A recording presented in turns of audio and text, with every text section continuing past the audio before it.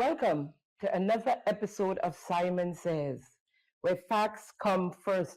I'm your host, Jenny Simon. Grab your popcorn, your drink or beverage of choice, cup of coffee, maybe a cup of tea, a glass of red wine. Don't forget the Kool-Aid for the kids.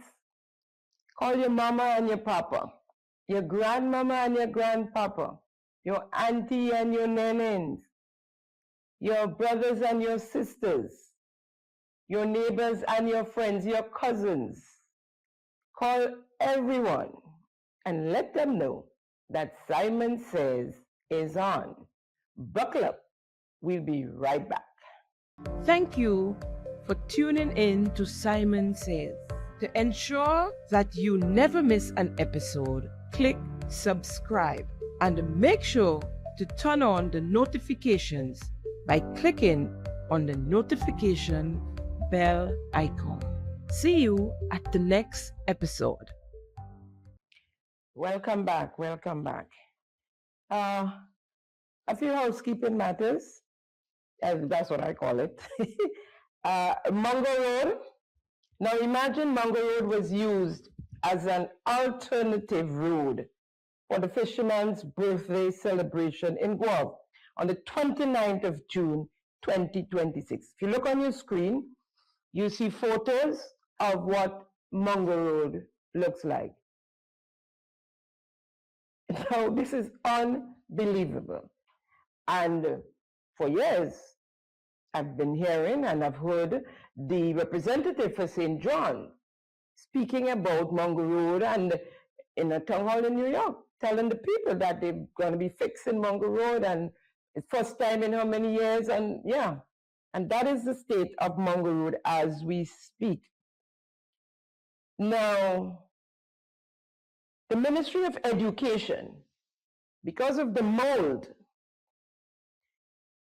their staff has been working remotely for about 3 weeks now, since the burial of Norman Gilbert, who died as a result of respiratory infection.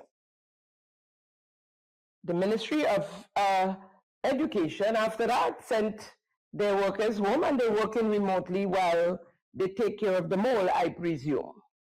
The Ministry of Youth and Sport is going through the same thing as we speak. And in a meeting held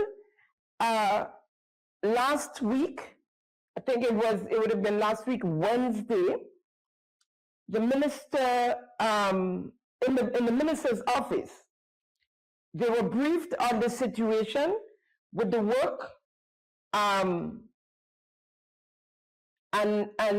assessment report was done, and it noted that, one, there's high level above normal carbon dioxide in some of the offices and cubicles. Secondly, one office has high level of HCHO,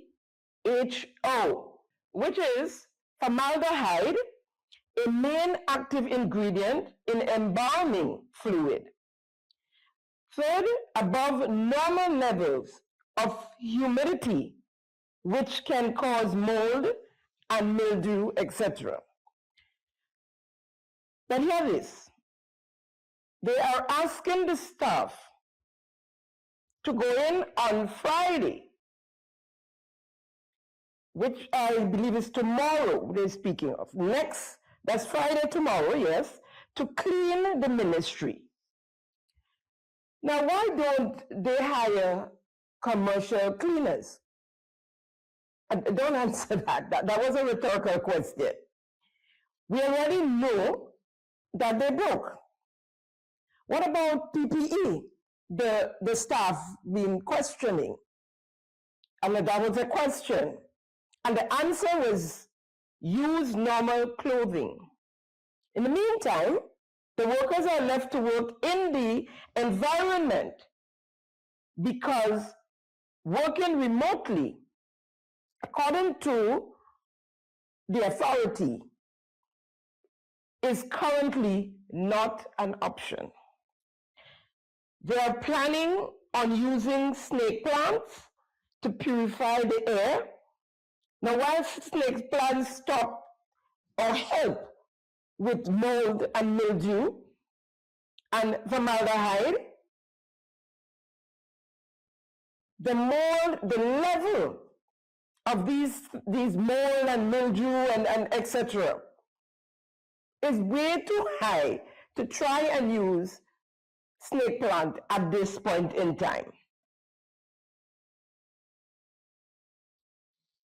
If this continues, well, as far as I understand it, there are a number of workers that has fallen ill and is at home on sick leave. From the numbers I get, is at least 5 workers have fallen ill, right?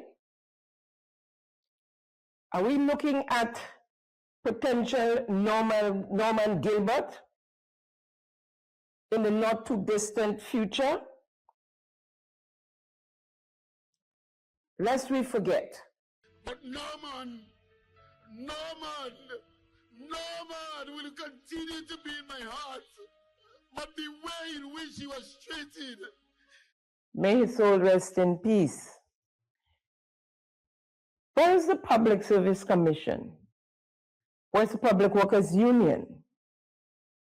We have staff members falling sick as we speak. Now, the new generator for the cricket stadium that is used for the lights, just installed lights, is damaged. Fuel tank, and if you look on your screen, you'll see a photo of what I'm speaking about. Fuel tank not properly stable, and the soundproofing not installed, and is affecting the security system at the stadium. And there are areas there without power. We know that Carnival, and that's a cricket stadium where the events are being held during the Carnival season. That's 1 month away, basically. No consultation was done in the putting up of these lights locally. And so the stakeholders were not engaged. And it's there for everyone to see. You can walk by, just as I walked by and saw it and was able to take photos because I got the information. You can do the same. It's there for everybody to see. You know, and so we continue to spin top in mud. And all that's happening is that it's costing the taxpayers more monies, and monies we don't even have. Right? So we are struggling to put things in place after all these mistakes and the wastage.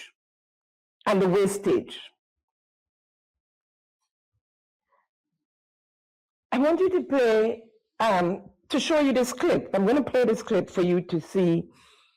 It's an advertisement, I would call it, a marketing of part of the homecoming. But you notice the homecoming was very quiet. No such a celebration, no hooray, no hoorah. The people come, some of them left after a week, some of them stayed and left after the second week. All the events were poorly attended from the beginning to the end. It was just poorly attended. I don't know the anticipation, the amount that advertisers were complaining that they were told 4,000 people would be on island, so they invested, and then if 400 showed up, it was a lot. And so listen to this. Let's just listen to this video.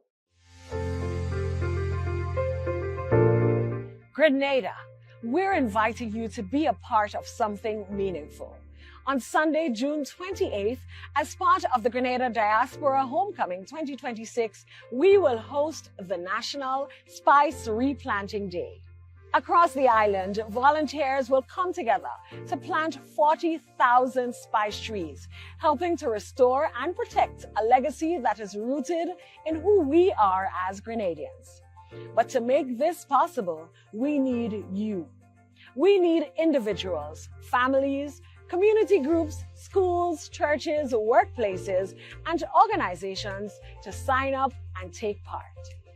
This is your chance to contribute to something that will outlive the day itself, something that invests directly in Grenada's agriculture and keeps our Spice Eye legacy alive.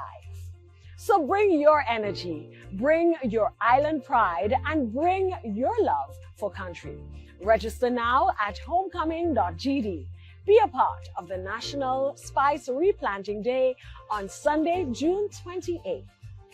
From roots to legacy, let's grow Grenada's future together.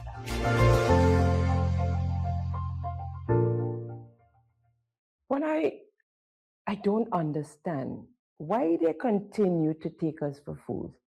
I mean, good initiative, replanting spice trees. Why you had to come and tell us you're going to plant 40,000 spice trees in one day?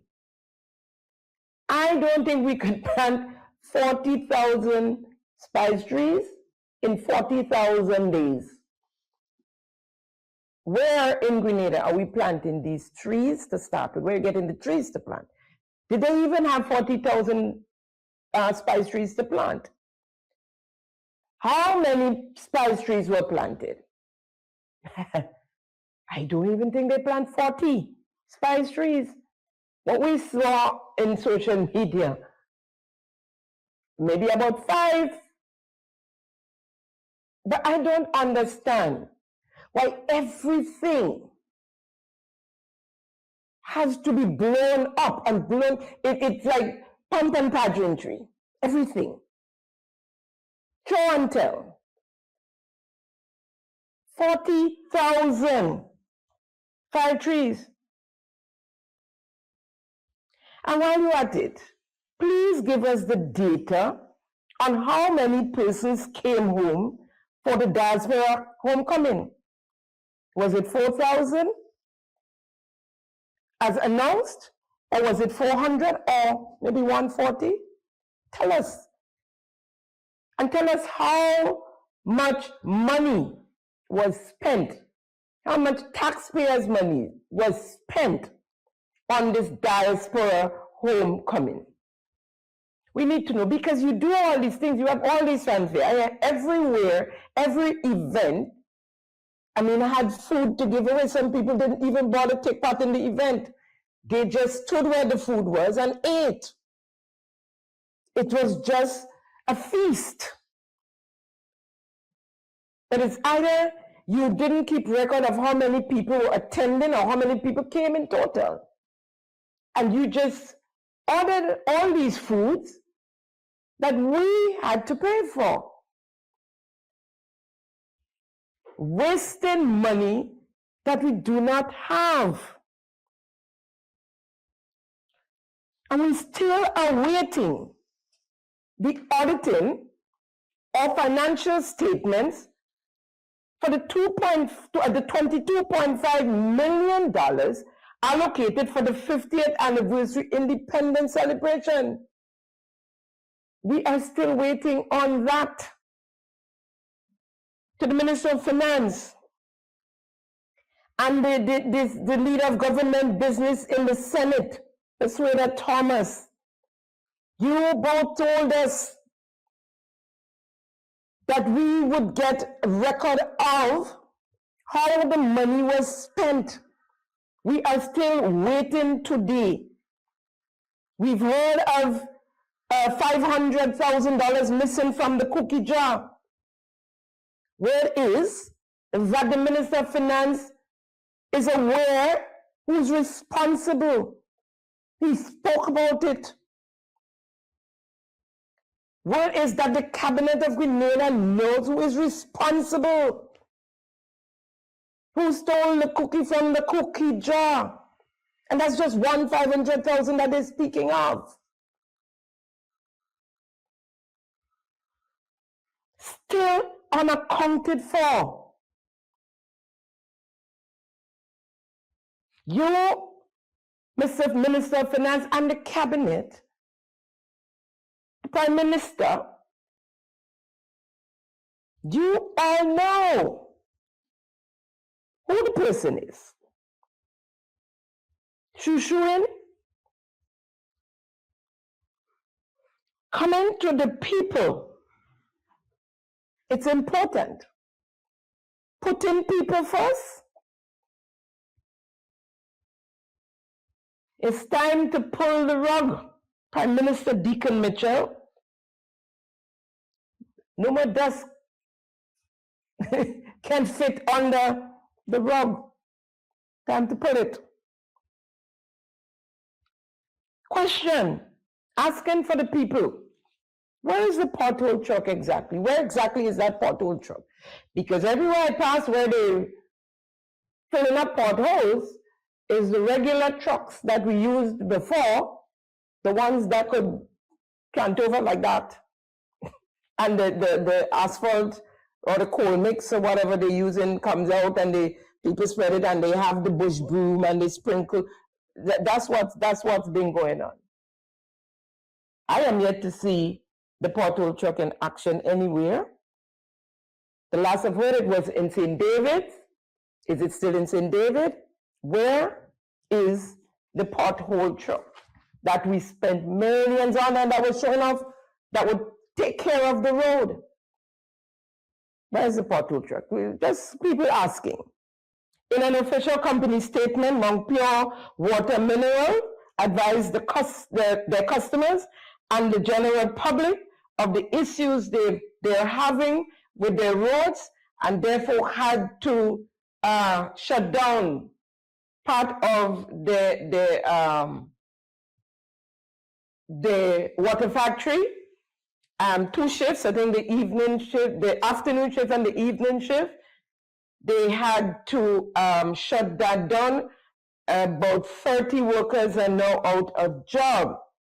The official company statement, Mount Pure Limited, wishes to advise our valued customers and the general public that due to the severe condition of the access road leading to our plant, our delivery vehicles and other company trucks are experiencing challenges safely maneuvering to and from the facility.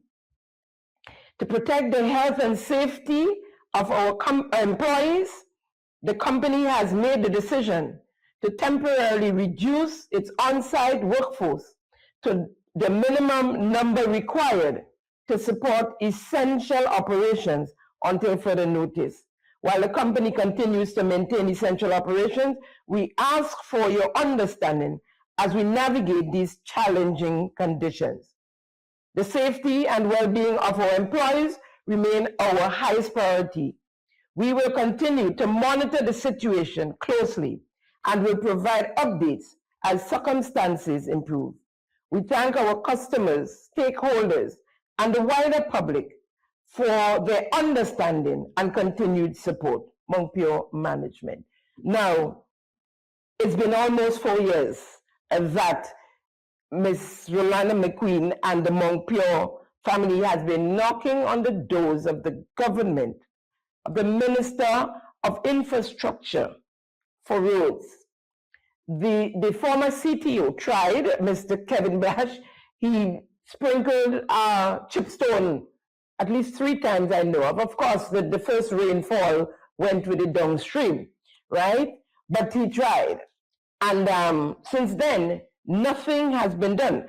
I myself got stuck in that road trying to get up there to see the road. You get to a certain point where the former administration started to fix the road with that company Hanover.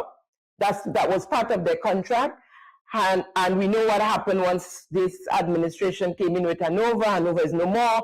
And the road remained the same. If you look on the screen, you'll see photos and of what the road looked like.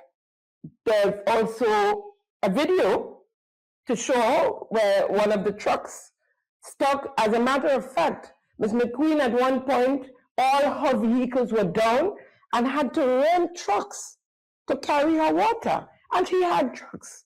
She had vehicles. They all went down. Even her personal vehicle that she used to get to and from the factory, to and from work, was down at one point, right? So she's asking for help from the government to fix the roads. We fixed the road for the Africans in Lansepine. As soon as they were moved into the house, the villagers said, the people in the community said they saw road being fixed. They were shocked. The road has been built down in St. David, Malmount, down to the Prime Minister's beachfront property, down the Malmount Bay. Roads were built in Mardi Gras, leading to a private property for sale. Roads, driveways, and so have been built. The truck, the Pothole truck was in Lansepine. And they had it in Lansepine doing driveways for a couple of persons. Yeah. And so we have our businesses suffering. It's done already bad as it is when it comes to retail sales, right? And then having to send home workers in these hard times, you know? Question, what's the latest with the Grenada Postal Corporation? Asking for the customers. We've heard they were now looking for another place of abode. They are now at the National Stadium, which is kind of out of the way for a lot of people. Work on the building on the carronage that was supposed to be retrofitted for the company. That has stopped probably over a year now. When I spoke to the chairman of the board, he said to me they stopped for review. I can't imagine they're taking a whole year to review.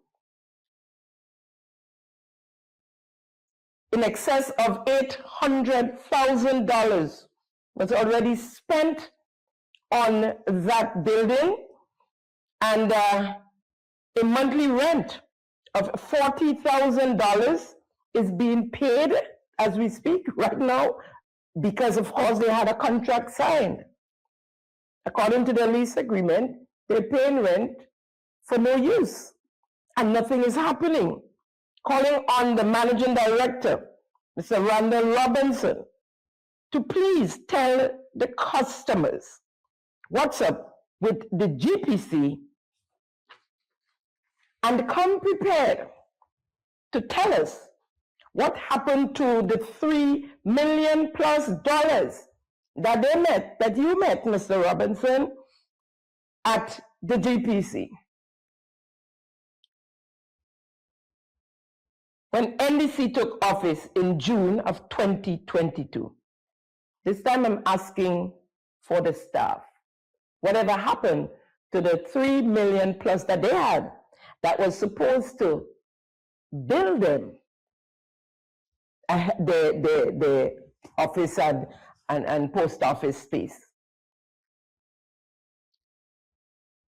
Cuba requested that the UN General Assembly convene a vote to debate the United States sanctions against Cuba. The vote passed. The debate will take place in the autumn session of the United Nations General Assembly. Grenada abstained, Guyana was absent, and Trinidad and Tobago abstained. In my mind, abstinence is a cowardice act. Whatever happened to our interlocutor, Prime Minister Deacon Mitchell? Just to say, folks, we are not done with the illegal improprieties of Project Polaris. That is to be continued. We are doing some more research. We have more information for you. And so probably in the coming weeks, hopefully next week, fingers crossed, we can give you some more of the Project Polaris illegal improprieties. But today, I have an update for you on where, because you know another month has passed, right? Where we are with Project Polaris. So we stayed on Project Polaris, we're taking a different turn, right? Between June 3rd to June 7, 2026, Prime Minister Deacon Mitchell and an entourage, which included the Minister for Health, Philip Telesford, and the Project Polaris sponsor / lead, Andrea St. Bernard, visited Canada.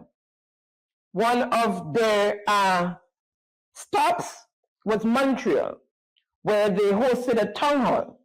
At that town hall, Ms. St. Bernard spoke on Project Polaris, of course. That was the reason for the trip. The question is, was that trip a national trip to tell the diaspora about Project Polaris and the new General Hospital, or was that an NDC campaign trip? And if it was an NDC campaign trip, which it certainly came across as, the people would like to know who paid for the trip. But here is Miss Andrea St. Bernard on Project Polaris. For healthcare transformation. Our system is overcrowding. The location of our general hospital in St. George's is not fit for purpose. The building has reached its limit in ability to transform further to be able to assist and really give the best level of healthcare for Grenadians. Data system weaknesses is a huge, significant challenge that we face, or that we met and that we have begun to address. But obviously, we all know knowledge, information is power. And if we don't have the right systems to gather information that we need, we won't have the ability to make the right decisions. And so that's another area of significant focus for how we need to advance healthcare through the infrastructure. And then we all know that one of the major challenges that we've faced is workforce gap. And we just need more healthcare professionals in the system. So together with the Ministry of Health, we have been working to address the problems. And we have called this project, this particular solution, Project Polaris.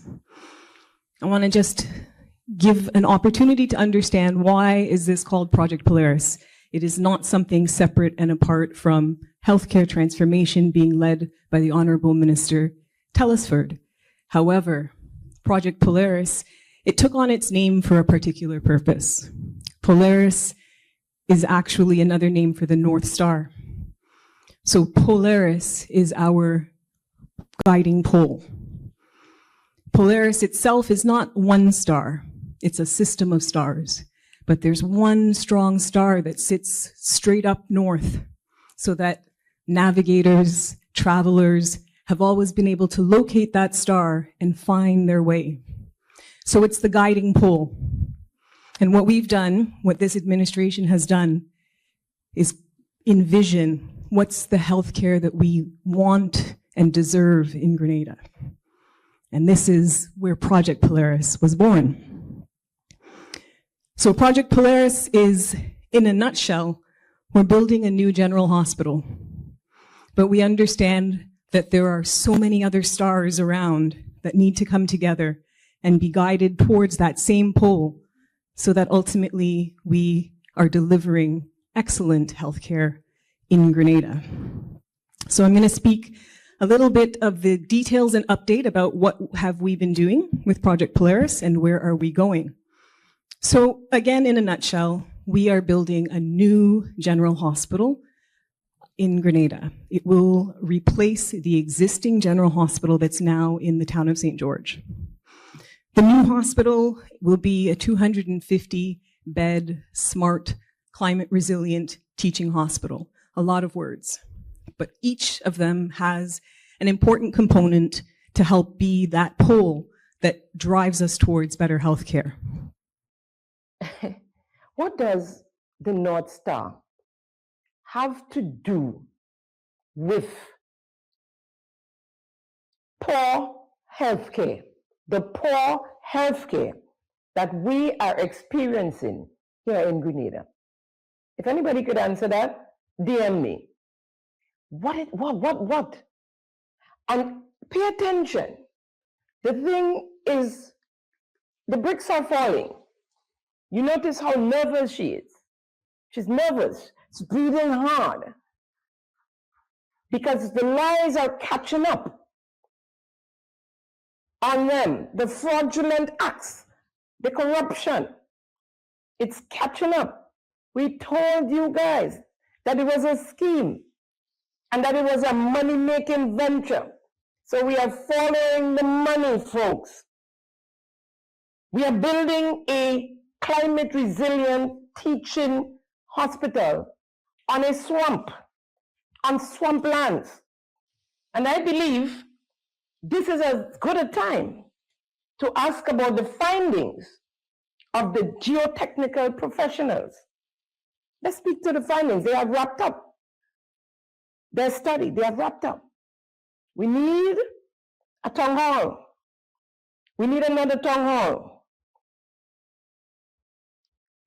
What we need, folks, is proper primary health care and to stock generally the three hospitals that we now have, the General Hospital, Princess Alice, and Princess Royal in Carriacou, with materials, with medicines, with doctors and nurses. That's what we need at this point in time, and proper primary health care.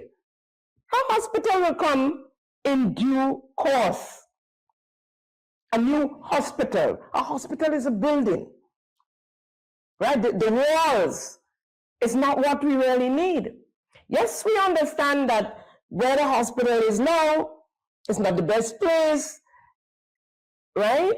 It could be hazardous. Well, we know all of that, right? We know that WHO and Pothole and all of them spoke about it. It should not have been there, but it's there. And in the meantime, we have to save lives. And so when we have the money to spend, it should be spent on buying medicines and equipment to save lives, our lives, the people that you say you put in first, to save our lives, right? We need a new building. They're going to come. They're going to come in time. It may not be you to do it, but it will come. Let's hear a new hospital for better health care. And ultimately, this is about investing in our people. We need a new hospital because we need better health care. We need a new hospital because we've got exceptional healthcare professionals working now in subpar conditions, challenged every day to deliver high healthcare, but with subpar environments, tools, realities. And so we want to be able to give our healthcare professionals the best opportunity to give us the best care. Again, that means the right tools, the right technology, the right space, and the right staff to help carry the torch along with them. You, me, all of us Grenadians, we deserve a hospital and a healthcare system that works for us. And so we continue with Project Polaris to ensure every Grenadian has access to good, world-class healthcare.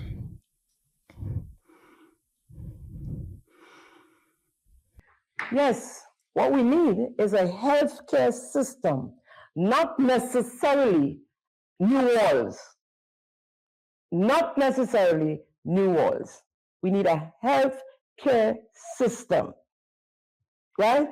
Different location, eventually, yes. But our priority now, at this point in time, or should we say, What we should be more concerned about is saving the lives of our people, improving on our primary health care, and stocking our hospital, our health centers, our clinics with medicines, materials, implements, and equipment, as well as human resource.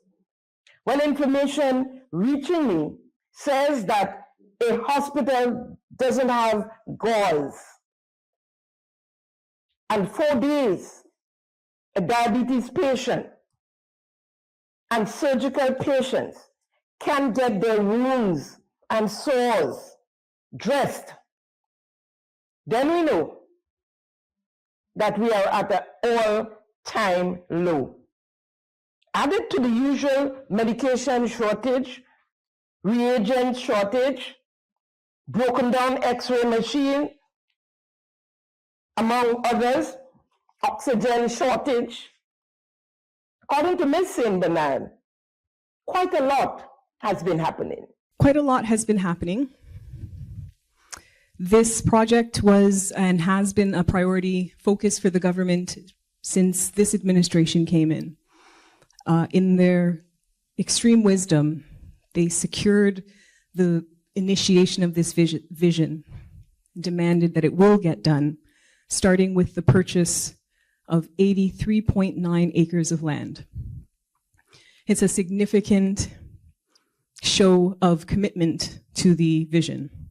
And so, following the purchase of the property, the government assigned a dedicated You Get This Done team to work closely with the Minister of Health and his team while they're doing so much to address all the challenges in the health system so that we could work together to understand where are we going? What's the pole? What is the North Pole of excellent healthcare that we're all trying to reach? And so that all the various work streams, we all have a clear vision of where it is that we're trying to get. We certainly can't do that on our own. And so we have spent the last couple years, as I said, doing a lot of planning and putting together the right teams, the right circle of consultants and advisors, experts who can help us to get to where we want to go. It's certainly not where we are now. So we've made some significant strides in getting the right partners to help us along on this journey. For example, many of you will have heard over a year ago, maybe a year and a half, almost 2 years ago, we began an engagement, a partnership really, with Mount Sinai. Mount Sinai is a medical health system operator based in New York. They operate several of the top hospitals in New York and throughout the US.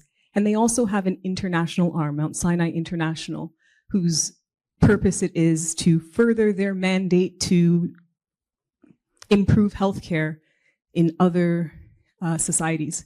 And so Mount Sinai International actually does work throughout the world. For example, they've been working for several years with healthcare in Guyana. They've done quite a bit of work in so many places, I don't want to misstate. But they are specifically focused on furthering their mandate of improving and increasing healthcare access, and focused on doing so with other countries. And so Mount Sinai has been partnered with us for over a year now on more than one focal point. There are long-term strategic partner working with us towards the planning and implementation of the new hospital. And because they're so invested in seeing our new hospital deliver excellent healthcare, they're also engaged with us, working with our hospital management team and the staff at the general hospital to improve healthcare right now. And in fact, for the last year and a half, they've been working very steady, the hospital management team, alongside consultants from Mount Sinai, to very specifically address the quality of service at the General Hospital. Mount Sinai is one. We've had Deloitte working with us, and that's to help prepare our business plan, our feasibility studies, etc. I mentioned St. George's University, and it's not just by accident. They are not just there and for a mention, but they are an integral part of what we envision going forward. As I said, St. George's University is a part of the new hospital vision. Perkins & Will. Perkins & Will is a architect design firm based in Miami. They also have significant experience designing climate smart, resilient teaching hospitals, in fact, also all over the world. So again, this is a professional firm, multi-skilled, specifically focused on building climate resilient smart hospitals, and they've done so in other places in the world with similar environmental challenges, and so they're able to bring a lot of their experience, significant amount of research and expertise that their team brings to help us to put together the plans and to help us really to study our environment and situation and ensure that we end up with the right hospital for Grenada. And so what have we done so far over the last couple of years? As I said, the property was purchased. Once the property was purchased, a lot of studies have had to be done. So we've done our environmental social impact assessment, we've done some geotechnical testing, and a lot more continues as we go further into the plans and prep work. So over the past few years, lots of planning.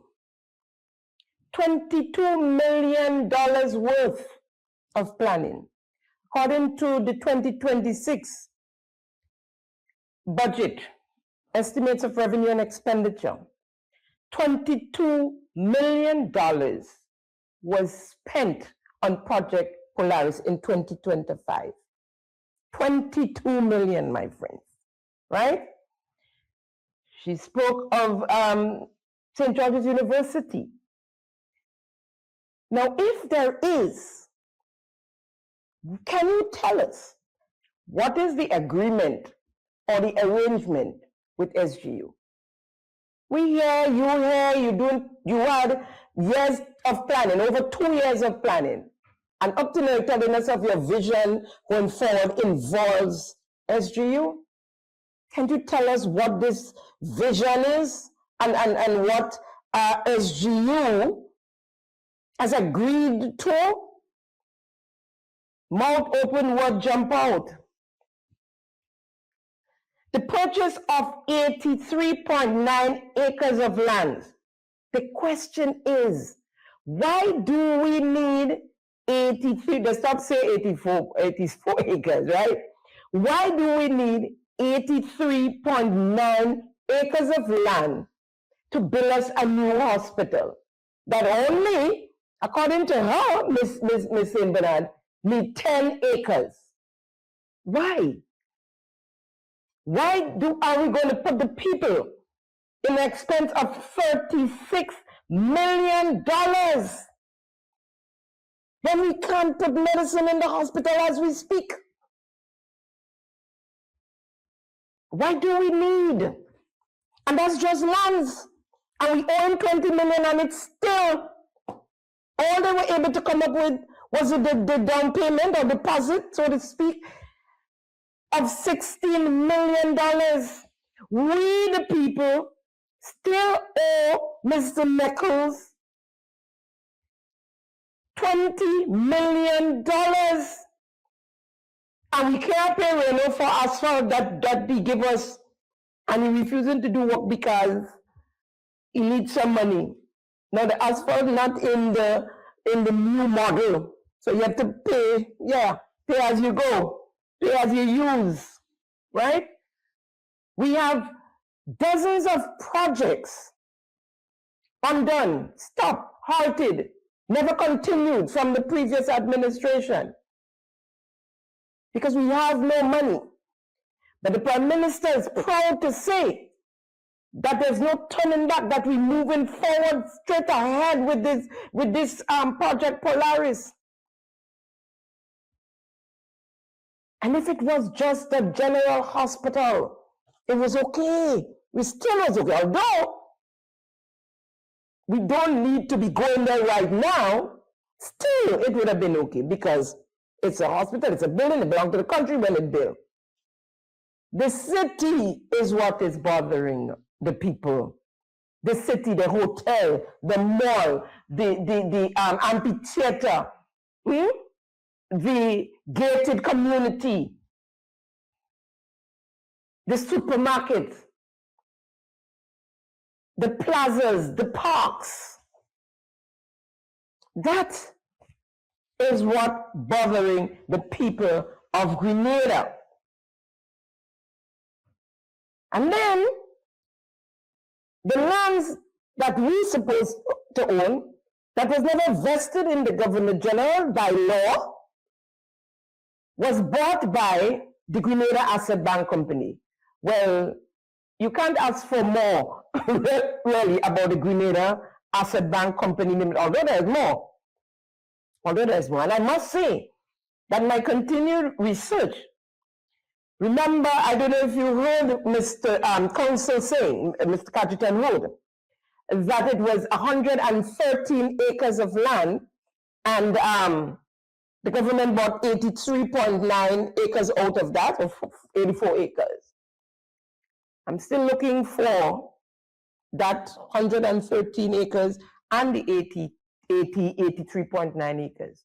So far, what I saw is 67 acres. Remember council asking if the land was surveyed and all of that. So things are happening. All we're saying so far is 67, or we could account for, is 67 acres of lands, right?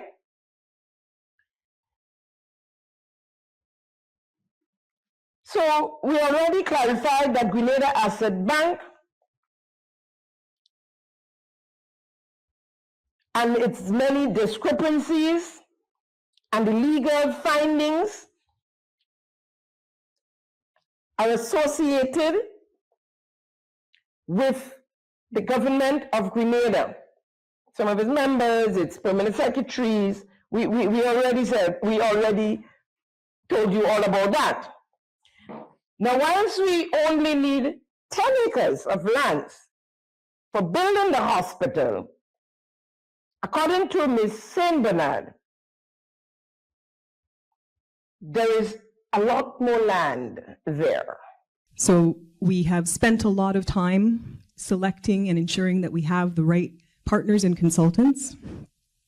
We did engage in that long-term strategic partnership with Mount Sinai, and that engagement, that partnership is a 15-year partnership, so that we can certainly see we're on a journey here. We're on a journey, and every step we get closer to our goal of delivering excellent world-class healthcare in Grenada. We have had training, as I said, ongoing at the General Hospital, as the Minister mentioned. And during this time, we've also been working on our plans, our actual architectural design. So 83.9 acres was purchased. The hospital itself will likely take a footprint of about 10 acres. There's a lot more land there. But there is also very strategic reasons for the purchase of the large plot. And so because that asset is very important, we spent time to plan the 83.9 acres to ensure that the space around the hospital always remains purposeful and appropriate for, again, our flagship asset, our General Hospital. We want to also ensure that we can leverage the land around the hospital to help and start to build an economic system, actually, again, around our flagship asset, an excellent hospital. And so we have spent time with our master site planners to plan out the master site in a way that allows us to be comfortable that we've dealt with the environmental challenges that we know would arise in the space. We have also been, and again, not just by provisioning for the 10 acres or so where the hospital will be, but by ensuring that we do the necessary work throughout the 83 acres to properly mitigate. So for example, some of you may be aware, the 83.9 acres of property has a river running through it. The Shemin River, is it? Mm-hmm. And it's a beautiful, well, it's a river. But all bodies of water are beautiful, so I say it like that. What I mean is, I think it's beautiful now because it's a real body of moving stream of water. It will certainly be beautified and restored, the beauty of that river. What a lot of people would tell you now is it's a river that often floods and creates significant issues for what used to be farmers in the space. And so that's something that we are aware of and that we certainly have to solve for. And some of the solutions have to do with 10 acres and where the hospital's sitting. But some of the solutions have to do with the surrounding lands and how we address the surrounding lands to make sure that we don't just end up with a flood in the bottom. And so it's very important that the government maintains control of that space, to leverage it, to invite private investment to come and help us build an ecosystem. But again, to ensure that we can protect our flagship asset, we can protect our hospital and know that we're going to have a good institution for 50 years beyond. A beautiful river is running through the land. Can anybody explain to me what's a beautiful river? Or that river is certainly not a beautiful one. Probably if we're talking about the Duns River and then we said beautiful river, maybe. But that one is certainly not. But that is just to mamagai the people, because they know that that river running through that property is a problem. It is going to create a problem for the building of that hospital. She spoke about the lands around the hospital remaining purposeful. Yeah, the NDC headquarters, and might I let you know that we the people paid to excavate the plot of land that belongs to the NDC. Or so they say. We know who purchased it, but they say in the NDC. Right? We ain't find no lands for belonging to the NDC in our search. We have not found that NDC plot of land. And then we also have, don't forget, we have Partners for Development. That 3 acres that Andrea St. Bernard and Prime Minister Deacon Mitchell bought, or so they say they bought. Because they bought it, they borrowed the money from the vendor, the person who's selling it to them, to buy it. So they got the mortgage from the vendor, who's not a bank, it's not a financial institution, to purchase the 3 acres. So yes, the lands and then the other 74 acres where they put in the city, it's purposeful indeed. It is purposeful for a home, right? So yes, we know that 10 acres on the 84 leaves 74 acres for the city, right? We have that extra 74 acres of land that the people paid for, down payment of 16 million so far, and we own 20 million. And as security for the 20 million, we issued government bonds to the vendor as security. So the 74 acres is to build a medical city, their medical city. They, as in the Prime Minister, Deacon Mitchell, Ms. Andrea St. Bernard, and Mr. Damian Dolan, those are the ones we see. That's the small group in charge of Project Polaris. Mr. Dolan lives in Maryland, USA. Here is Ms. Andrea St. Bernard on the Medical City. So what you're seeing before you is the 84 acres designed as what we are phrasing a medical city. The medical city, we're calling it a medical city because the cornerstone of the medical city is the new 250-bed, smart, climate-resilient general hospital.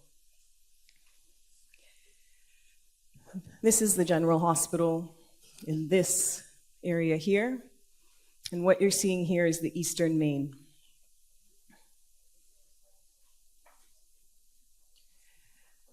So returning to the concept of purchasing and having control of the full site, there are several components that we're considering in the master site plan focusing on the hospital and what do we need for the best hospital experience and care for Grenada. A medical city is an expensive integrated healthcare hub that operates like a self-sustaining metropolis rather than a single stand-alone hospital. It combines specialized clinics, advanced research facilities, academic institutions, and wellness centers into a single huge tech ecosystem. With Ms. St. Bernard explanation, or description rather, where is the medical city? We talk about high-end hotel,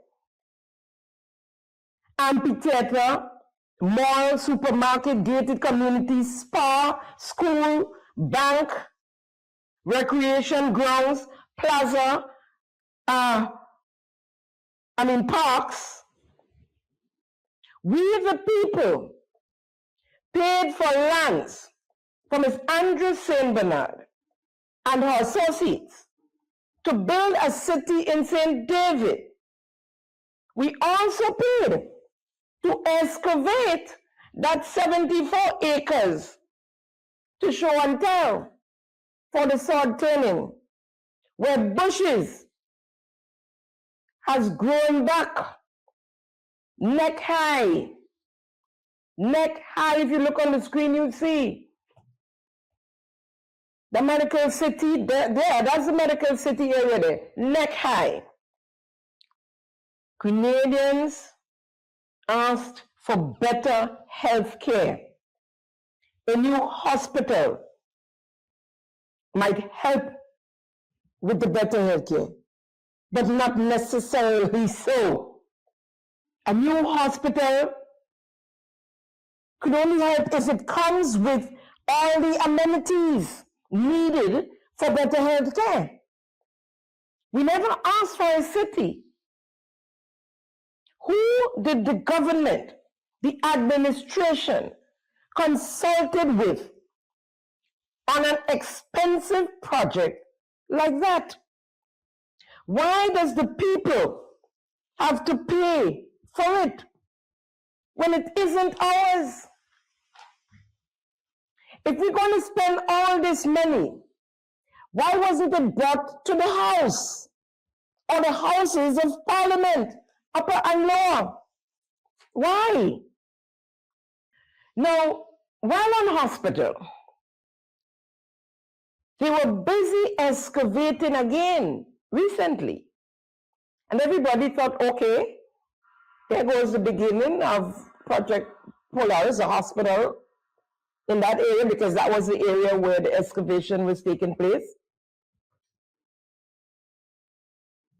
Folks, I visited my monthly visit, and there's nothing there that resembles any kind of construction for a hospital.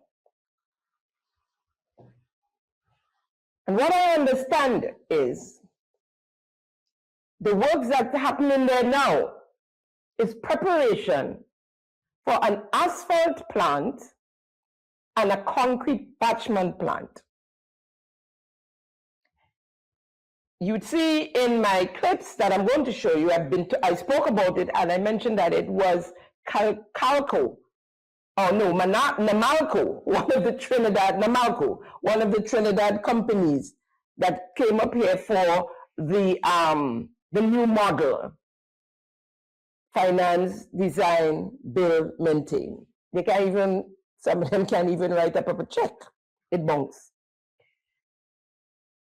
But it's not Namalco, it's Calco. The two names are so close and you can get easily mixed up. But I did correct that, as you would see. So in this video, I'll show you the fencing and the area that had the tent when they had the sword turning, and the Saint Bernard told the people that where they're sitting now is the area that the new hospital was going to be built.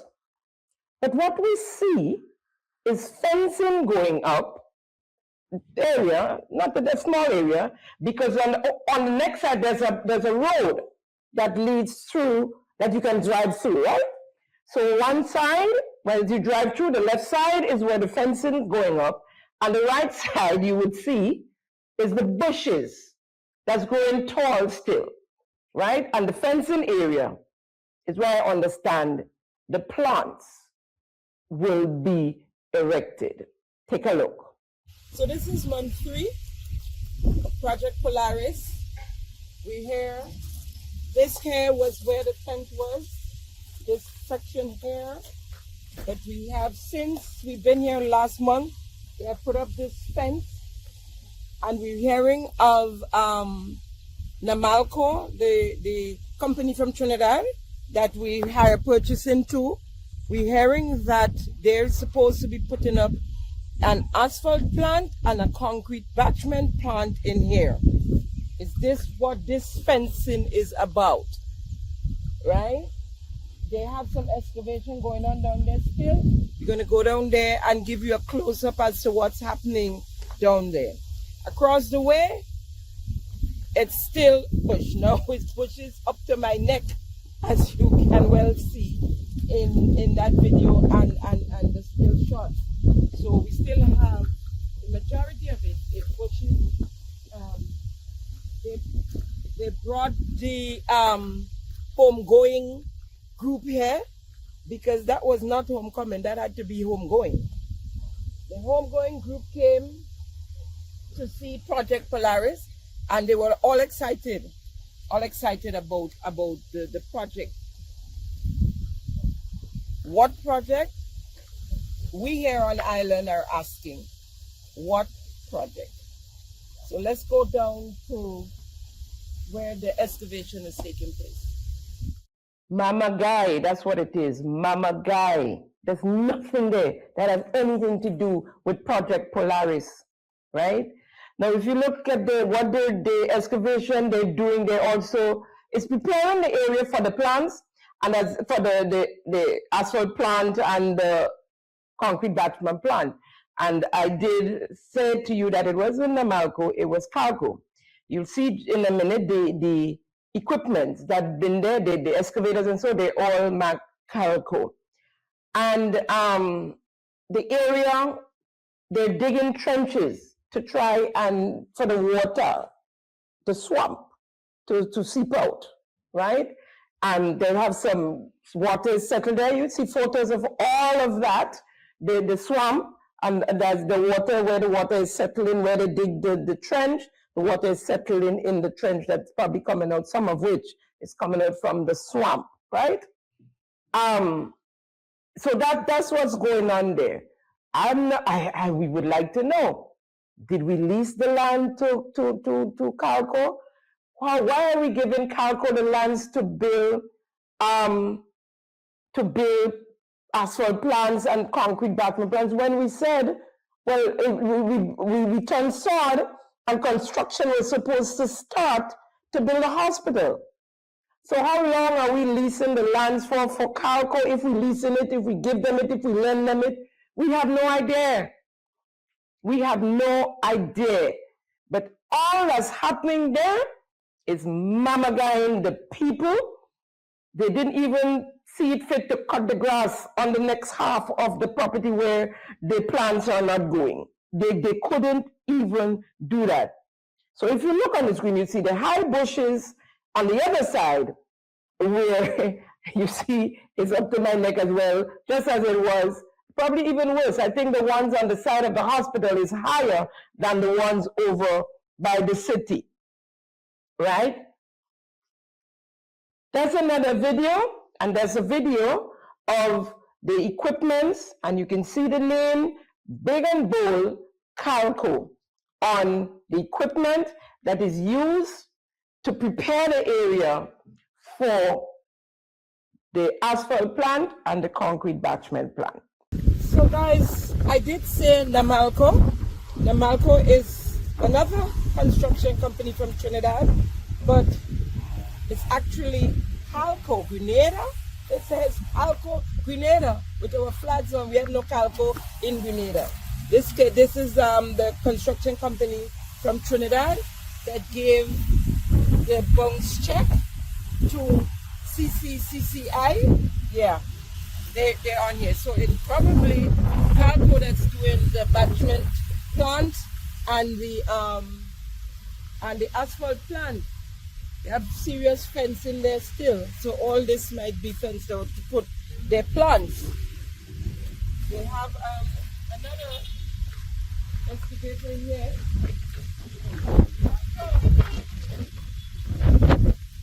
I'll go again.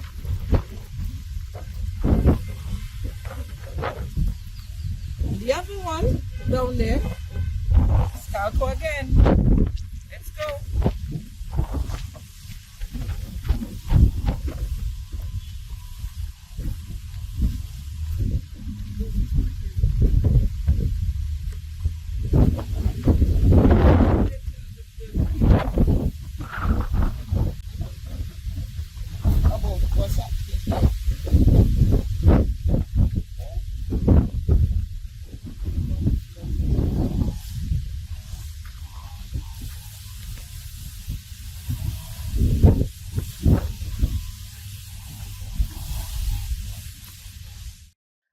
So you understand what is happening over there, and the mamagai and the tomfoolery that is taking place, and that took place with these individuals that came home and the island tour.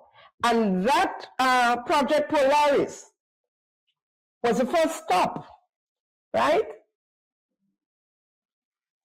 Here is one of the visitors speaking on Project Polaris, and very excited about the 84,000 acres of land for the Project Polaris. Okay, we are here in Grenada.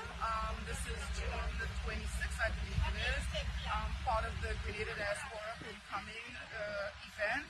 And I have to say at this point in time that I am absolutely giving thumbs up to the initiative. It is a broad, wide-ranging thought process in order to try to bring this nation, this tri-island state into modern times. We are on the grounds of the Polaris project right now, and I've got to say, looking into the distance and envisioning the 84,000 acres that is being projected for this project, this is humongous. It's going to take time, certainly, because they intend to do this over phases, but this here is absolutely not just for Grenada, but for the Caribbean. The scope of the project, I also see basically when this comes to fruition, is that I envision that you might have visitors from North America potentially coming in to Grenada to potentially get services. You've got research, you've got housing, you've got hospital, you've got wellness, you've got everything that you potentially can envision for this project. It's built in, and I hope that they're able to pull it to the end. But I give this thumbs up, and I wish and pray that it materializes in the way that it has been envisioned. I wish also that all of the Grenadians here and abroad, as we speak of the diaspora, would participate in the process. We have to lay the foundation for the future. We cannot continue to do things the same old way. We have to think of the younger generation and to leave this land as developed as possible so that Grenada continue to be on the top of the development world arena development. That's my thought process in regards to this. You can't blame her, really. She doesn't live here. This probably is the first time she's been back in many years. They don't pay attention to what's happening. They only hear what they want to hear in the diaspora. And so I really can't blame her. She's talked about a humongous project, 184,000 acres of land.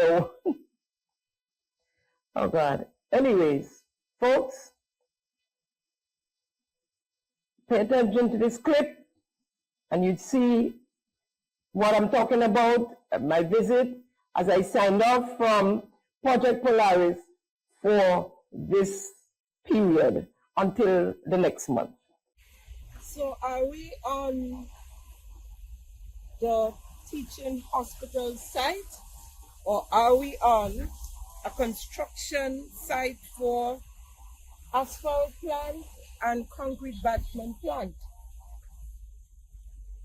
We're calling on Ms. St. Bernard, the project sponsor or project lead, according to the Prime Minister lately, to come forward and give us an update as to what's going on Project Polaris. I mean, we were told they don't have contractors and they don't have a design. We're hearing they have design, so we're not sure what's going on.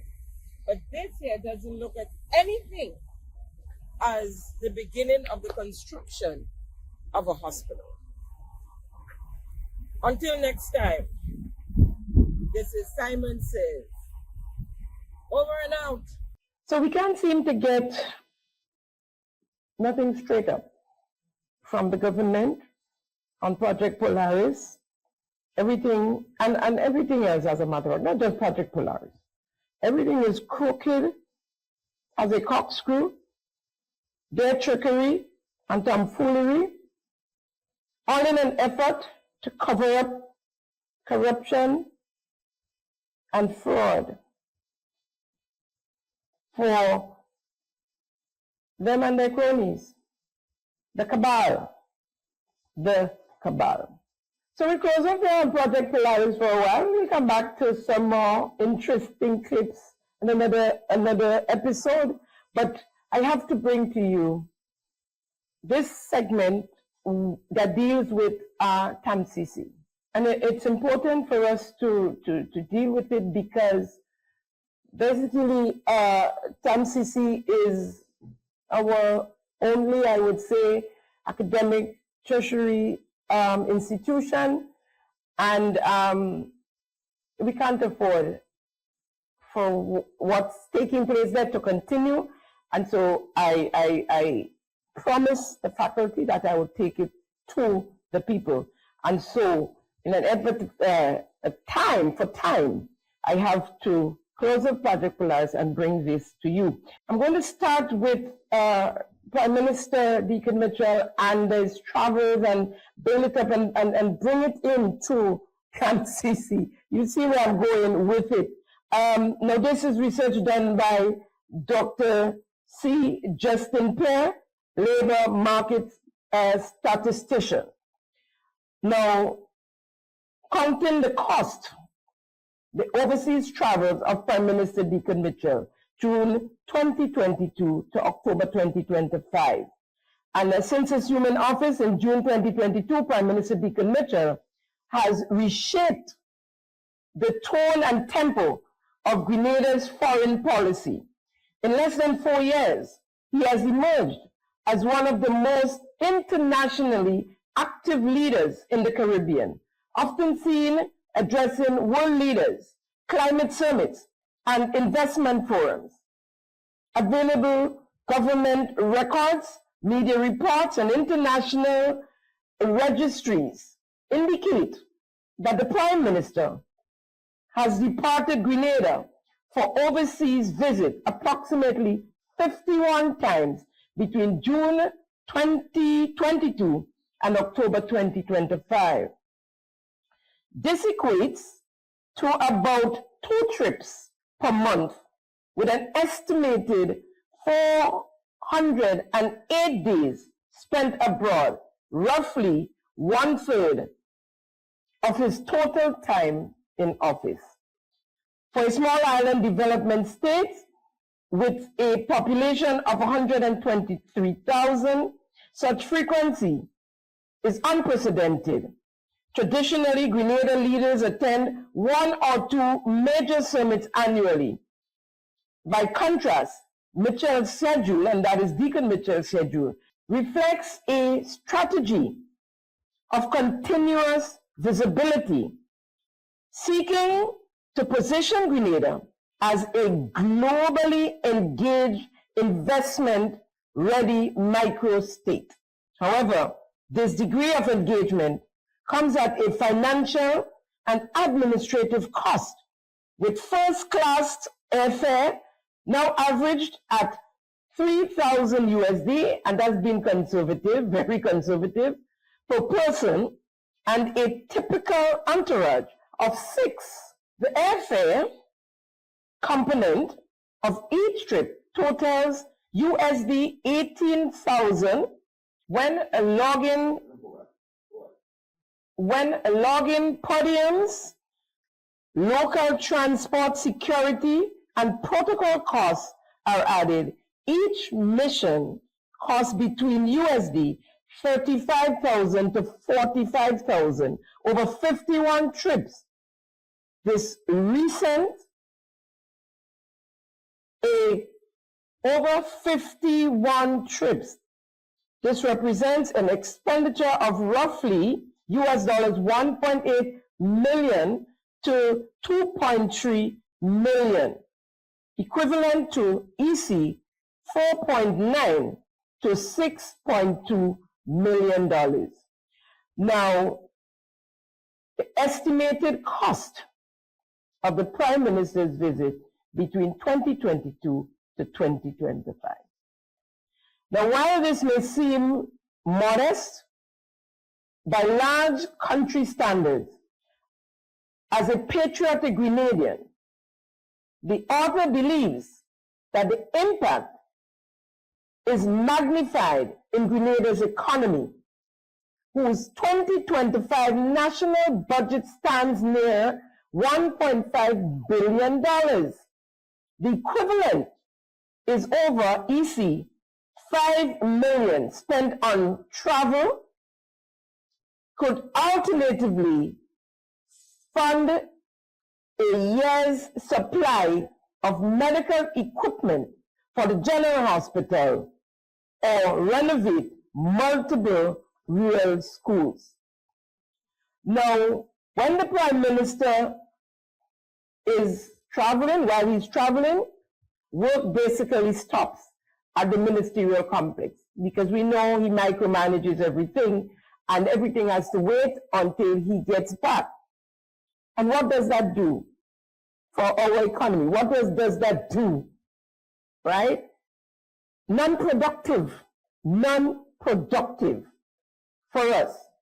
So the Prime Minister, Deacon Mitchell, has emerged as one of the most internationally mobile leaders among small island development states worldwide.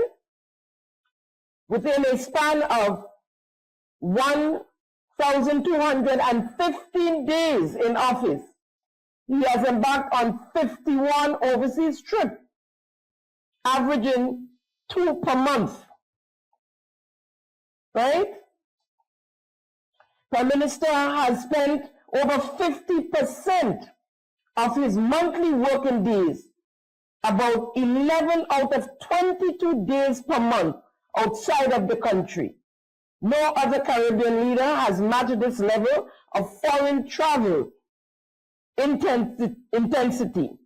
In practical terms, this means that Grenada, a nation of just 123,000 citizens, has operated without its head of government physically present for nearly 10 days every month. While these frequent trips underscore his proactive diplomatic approach, they also raise serious questions about the balance between international engagement and domestic governance, especially in a state with limited human and administrative capacity. A comparative regional analysis further highlights the exceptional nature of Grenada's travel record. Between 2018 to 2025, Barbados Prime Minister Mia Mottley undertook approximately 93 trips over 7 years, averaging around 13 per year, and a relatively modest US dollars 15,000 per trip. By contrast, Mitchell's shorter tenure already accounts for nearly 60% of Mia Mottley's trips, her total trips, but at a much higher cost for Grenada. When the Prime Minister is out, the country important government work slows down.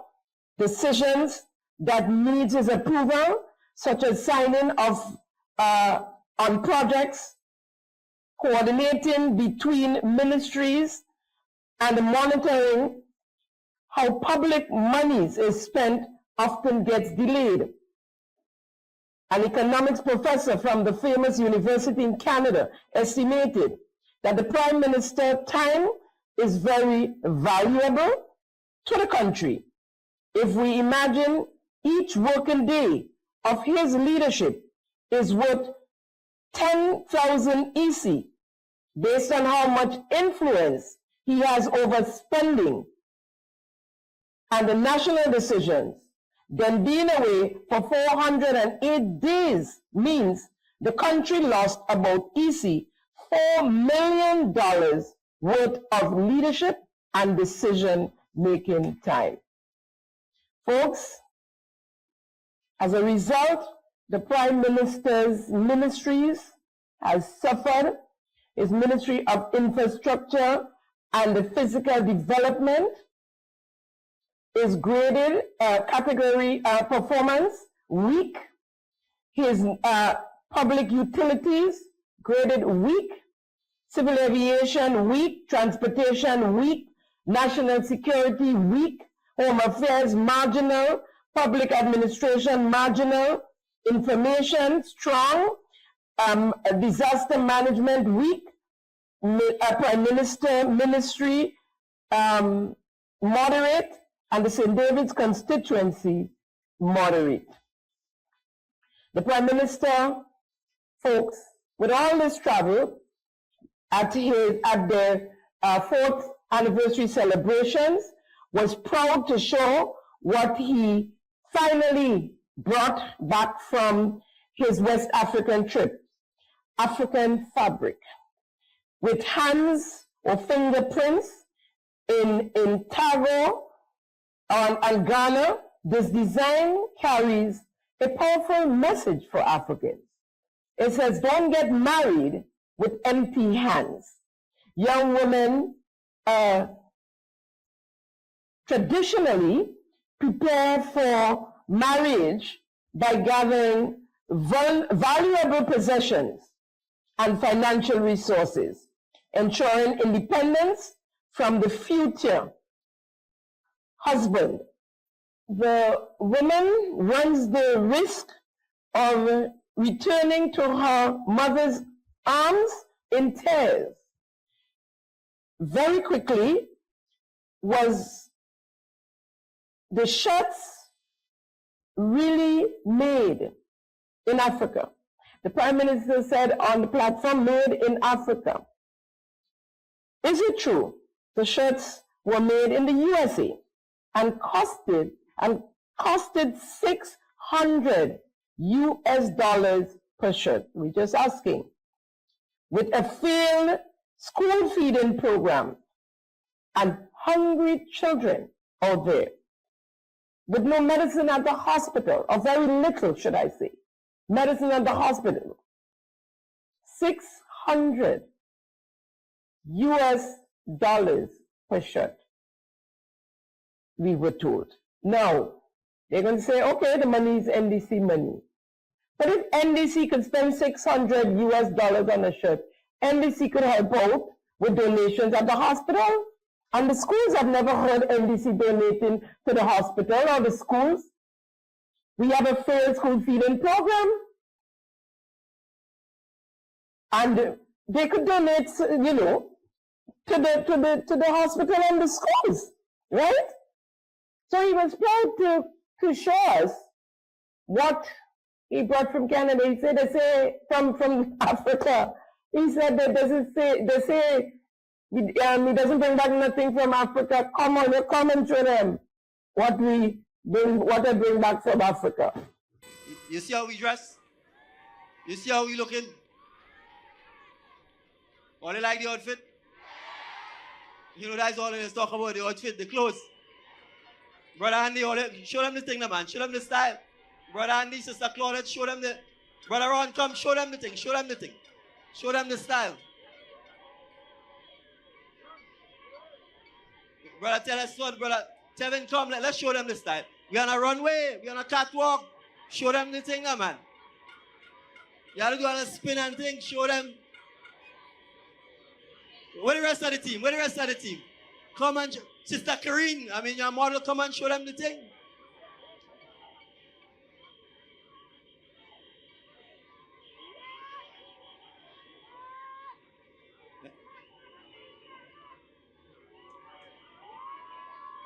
I mean,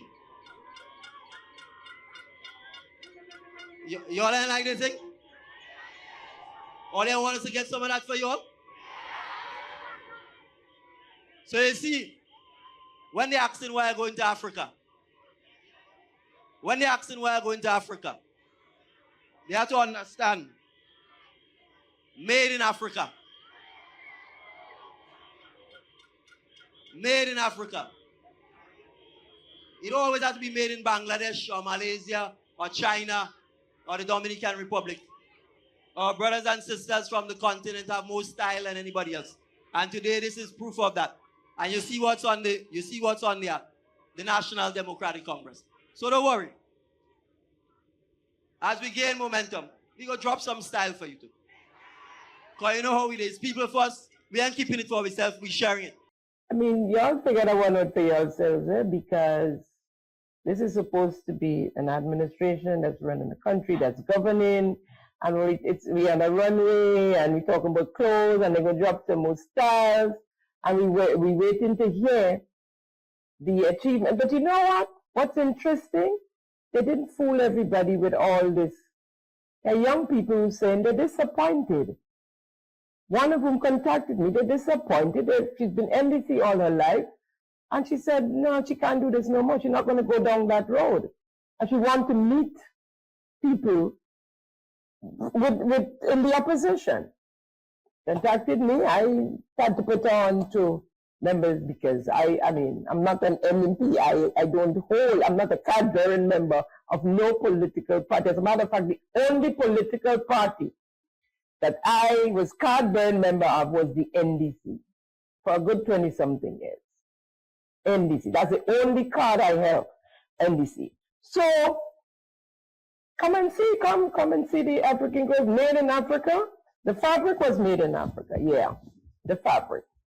A Trinidadian designer in the US made the shirts. Yep, $600 a shirt.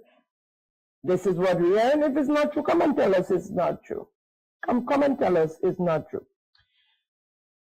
It's election time, my friends.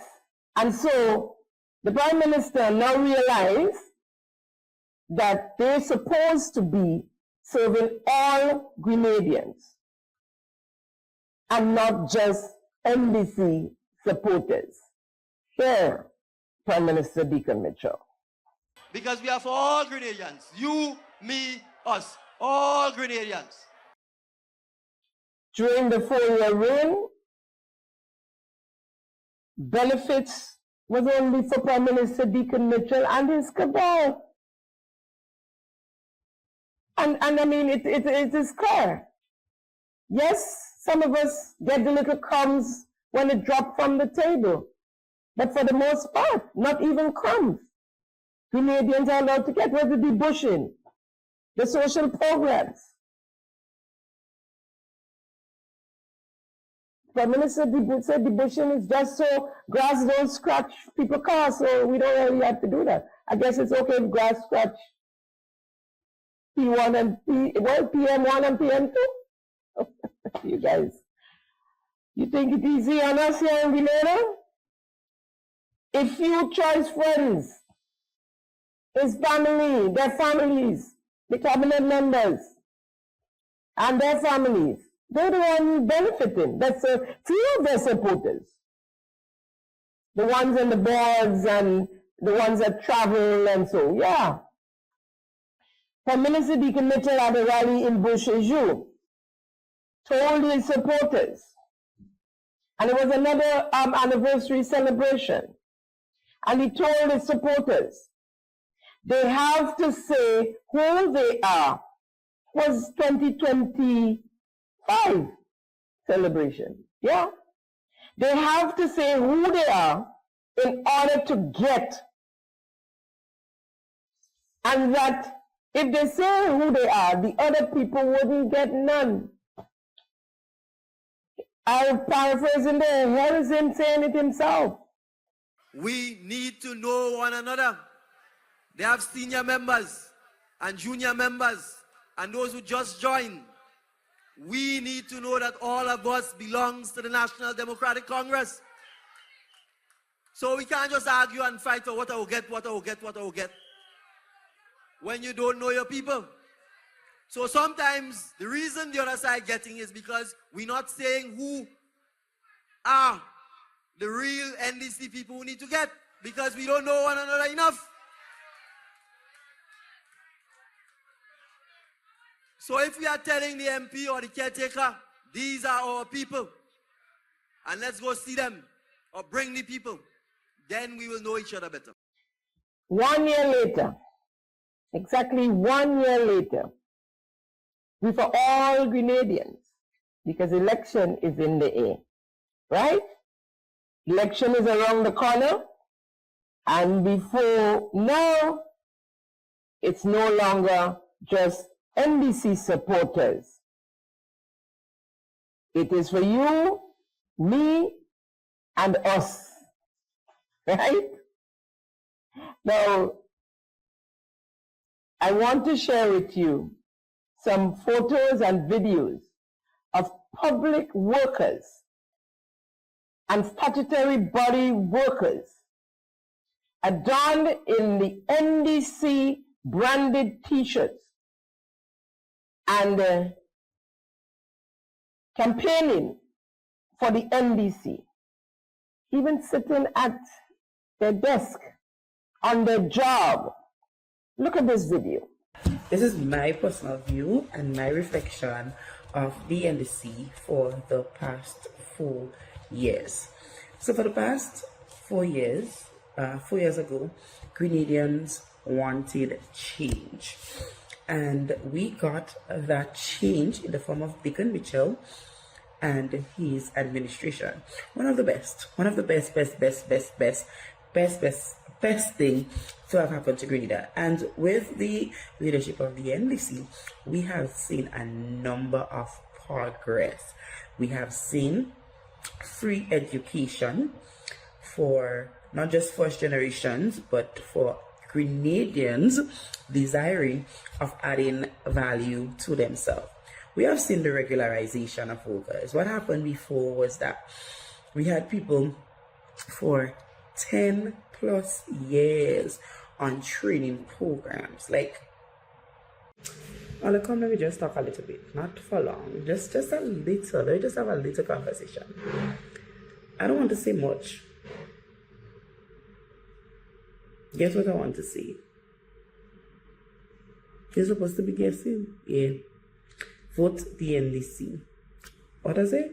Vote the NDC. And see you guys on Sunday at the mega rally. We have enough space for everybody. And remember, in the rainy season, everything that green does right. So study all ahead. See y'all there. All of this is at the Gravel and Concrete Emulsion Company at her desk, campaigning for the NDC. And I guess by now you all know, you are thinking what I'm thinking. Why Deacon Mitchell is the best. Because that's her line minister, right? And she's now paying back monies by installment to the company, monies that was embezzled. And she's supposed to be the HR manager. The HR manager is sitting at a desk telling people, NDC's best, vote for NDC, and campaigning. The HR manager, you know. What we expect to come from that institution, that company? Yeah. That wasn't all. Here she is again. This time in branded t-shirts. So it's International NDC Day Mega Rally after 4 amazing years. This, you see this? This is a picture of our lovely youth village. And as you can see, this is what this government was able to accomplish. So feel free to come with me. So this is what the setup actually looks like.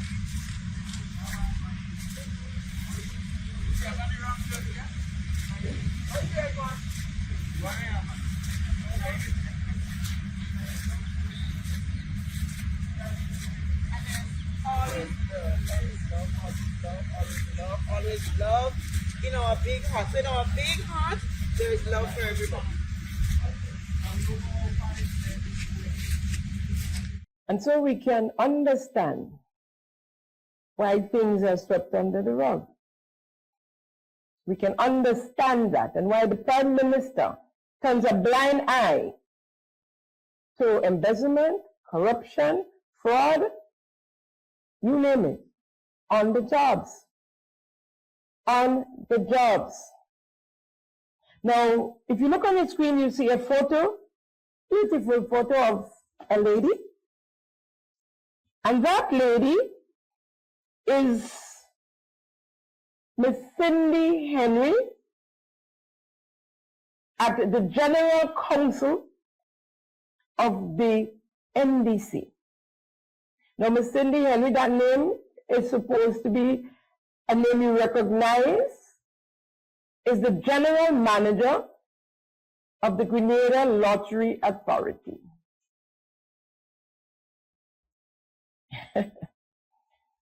That is the General Manager of the National Lottery Authority, Miss Cindy Henry, in her branded t-shirt at the NDC General Council meeting on Sunday, the 21st of June, 2026 at the Grenada Trade Center.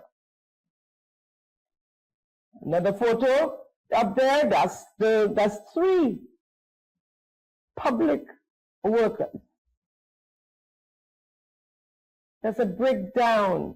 There's a total breakdown of law and order.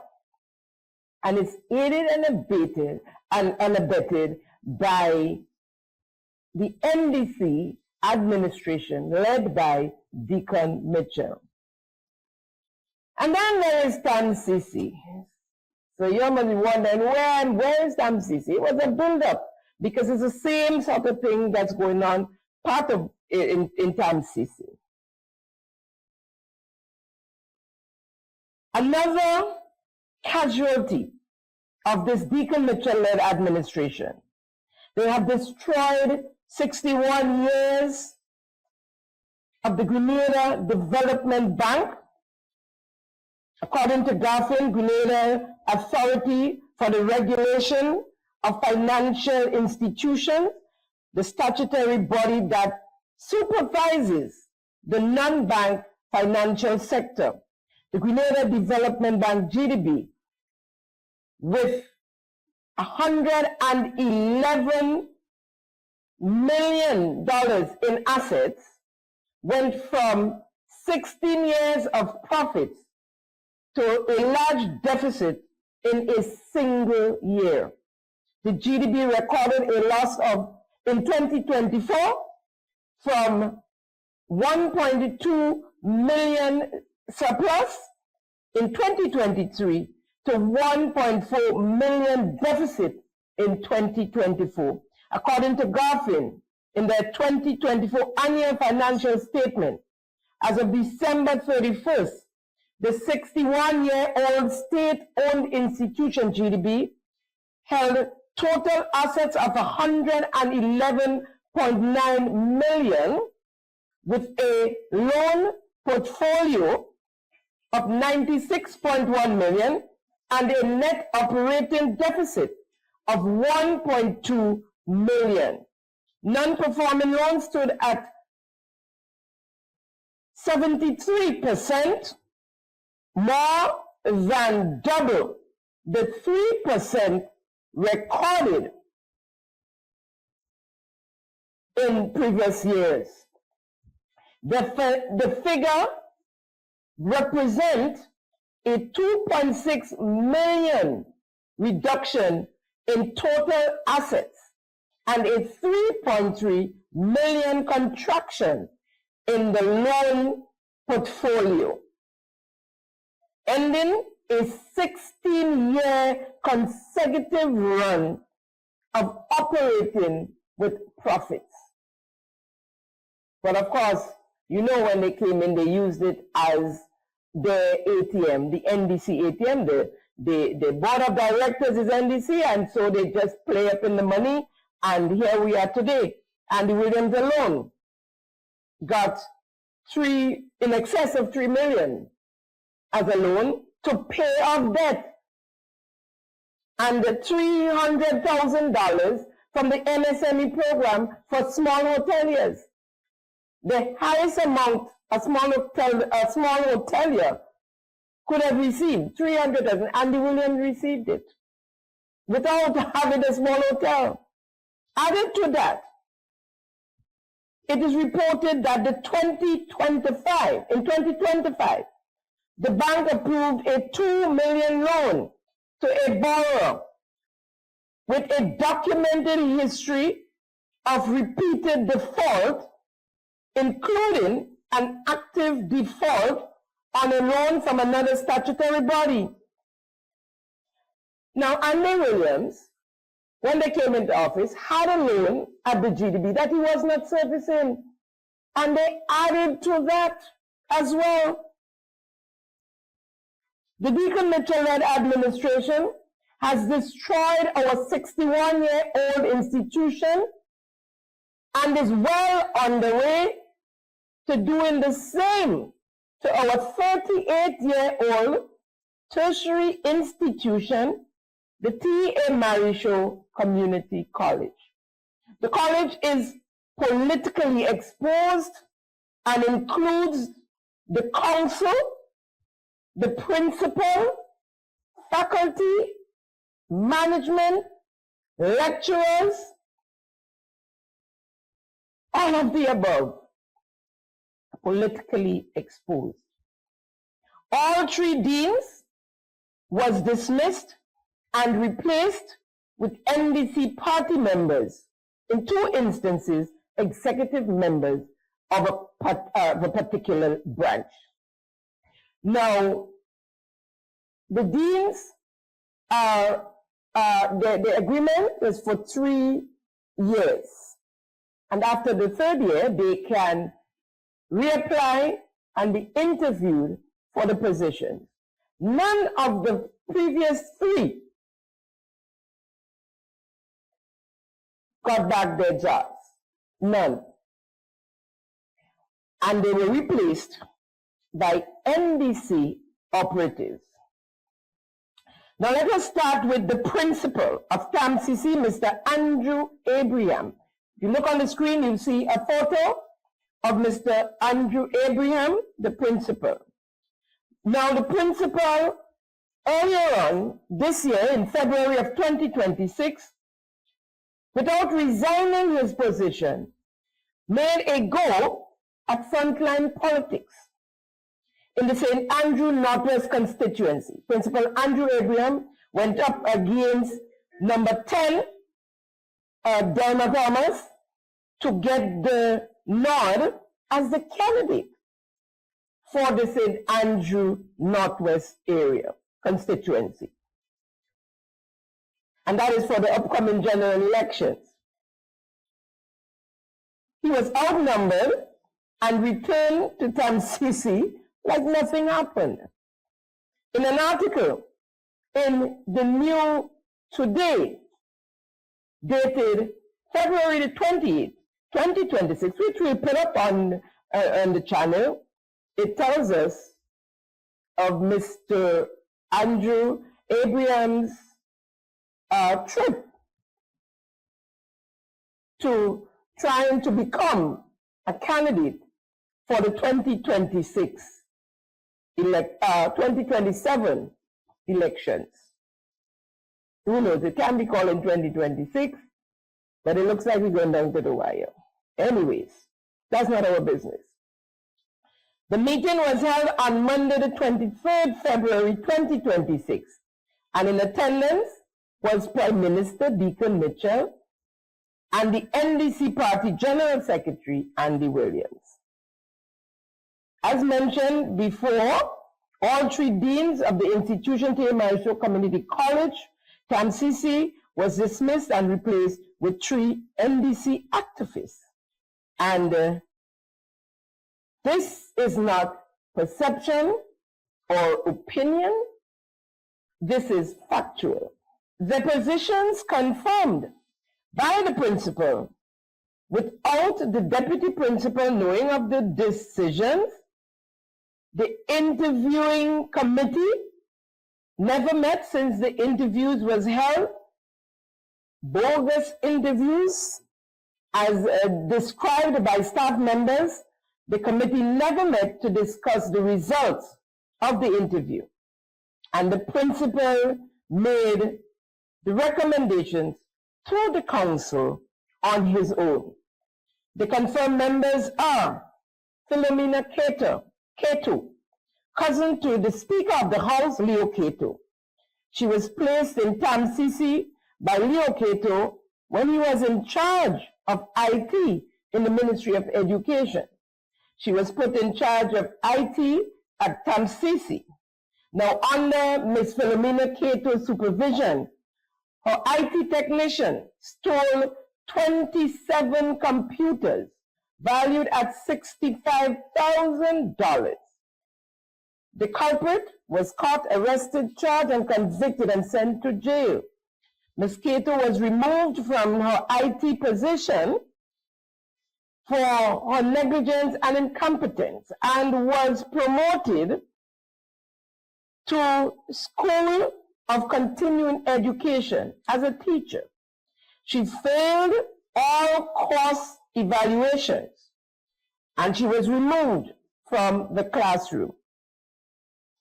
Now, on the screen, I would put up articles from Now Grenada, backing the other article on this whole saga of the stealing of the computers. On Tuesday, the 7th of July 2026, Ms. Philomena Keto was confirmed and promoted to the position of Dean of Schools for Continuing Education.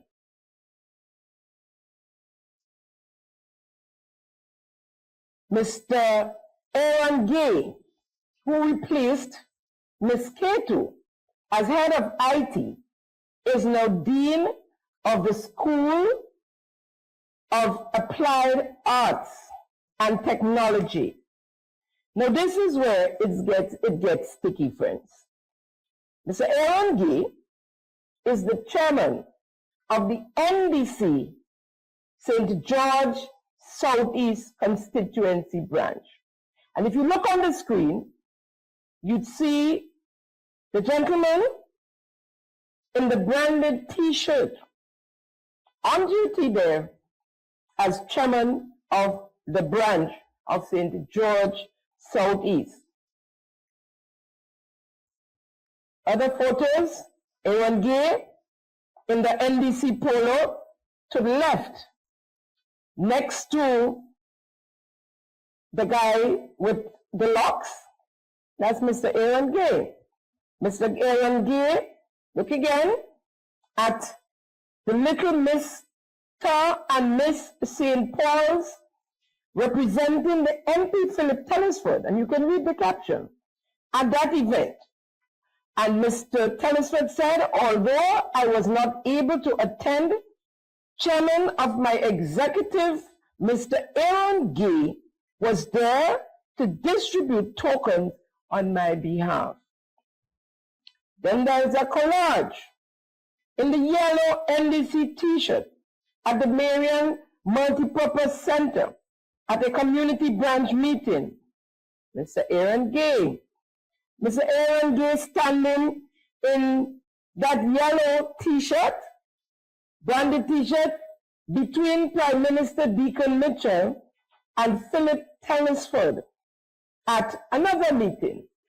Both gentlemen, the Prime Minister, of course, and a member of Cabinet and Member of Parliament for St. George Southeast, with a public servant standing between them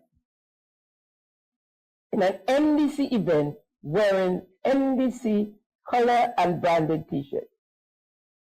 We had Mr. Aaron Gay doing house to house. If you look in the background of that photo, in a black t-shirt, there's Mr. Aaron Gay. And then there is Miss Kimani Andrew Alexander. And she is the niece of MP Minister Lennox Andrew. And she also was promoted to Dean of the School of Arts and Science and the Professional Studies. And then we have Miss Condi Gay, the wife of Aaron Gay, also an executive member of the NDC St. George Southeast Constituency Branch. And she has been confirmed and promoted to as Associate Dean in the School of Continuing Arts to take a position in September of 2026. Now, if you look at the photo on the screen, under the tent in the yellow NDC t-shirt, the fundraising event, as I understand, she is head of fundraising in the constituency. And if you look, they have their fundraising, I believe, is every Saturday. I see them, right? The breakfast, the weekly breakfast. There is the wife of Mr. Aaron Gay, Miss Condi Gay. It doesn't end there. Here is a video, and I was told is the brother of Minister Lennox Andrew, the MP for St. Andrew Northwest, interviewing persons down at the Monroe playing field on June the 21st, 2026, at the 4th anniversary celebrations of the NDC. Yes, stronger. You, me, us. Everybody is pumped up. We are ready to go. We are doing this again and again and again. Come on, let's go, let's go. How do you feel today? Excellent. Yeah, I love it. I love the build-up.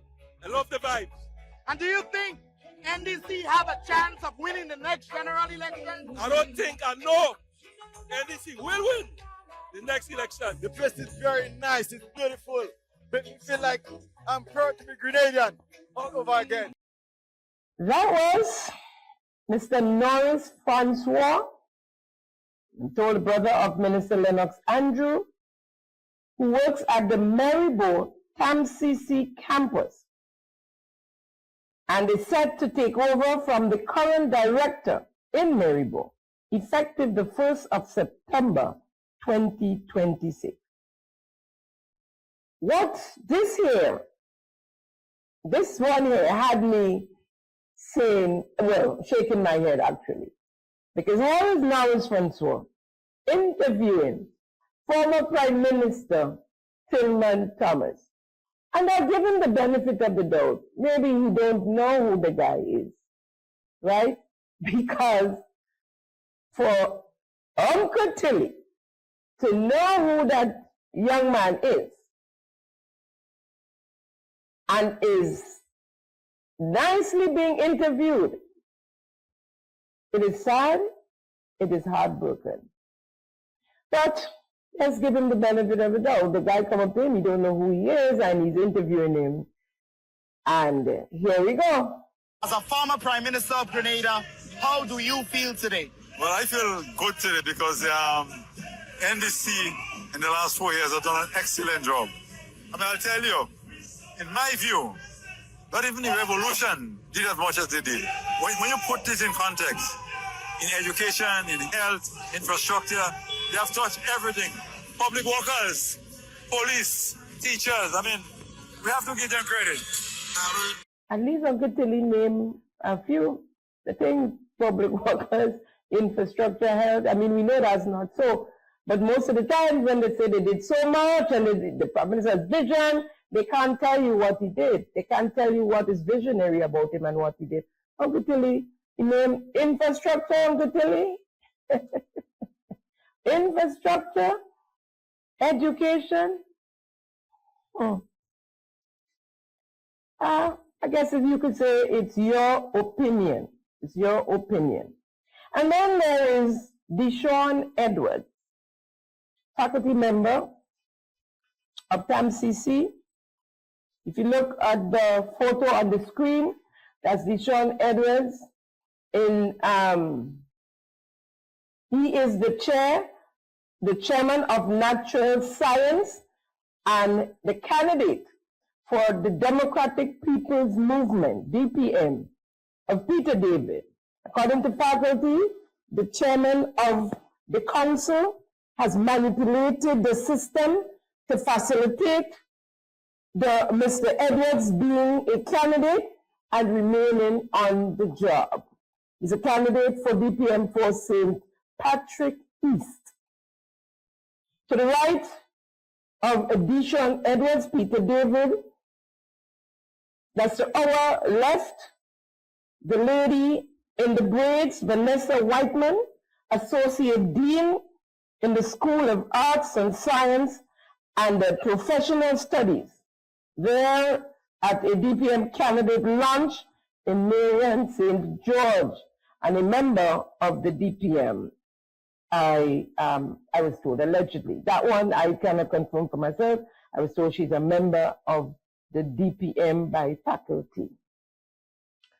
All of the above going against the TAMCC employment policy. And if you look on the screen, you'll see the employment policy. And let me just read the section here that speaks to that. And it's 4.4, and it says outside professional activities. Every staff member is free to exercise his or her individual right under the Constitution. However, he or she may not engage in any partisan political activity or otherwise, which may compromise the position of the college as a non-partisan institution.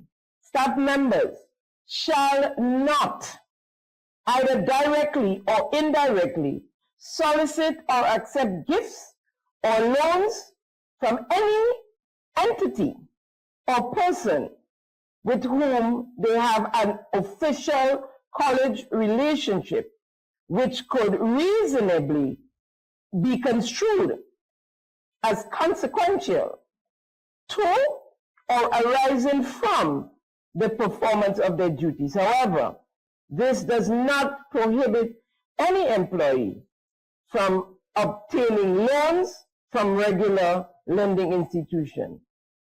A member of staff shall not at any time engage in any private activity which might bring the employee or the college into disrepute or conflict with his or her official duties or responsibilities. Now, this is a college where a great percentage of students are eligible to vote.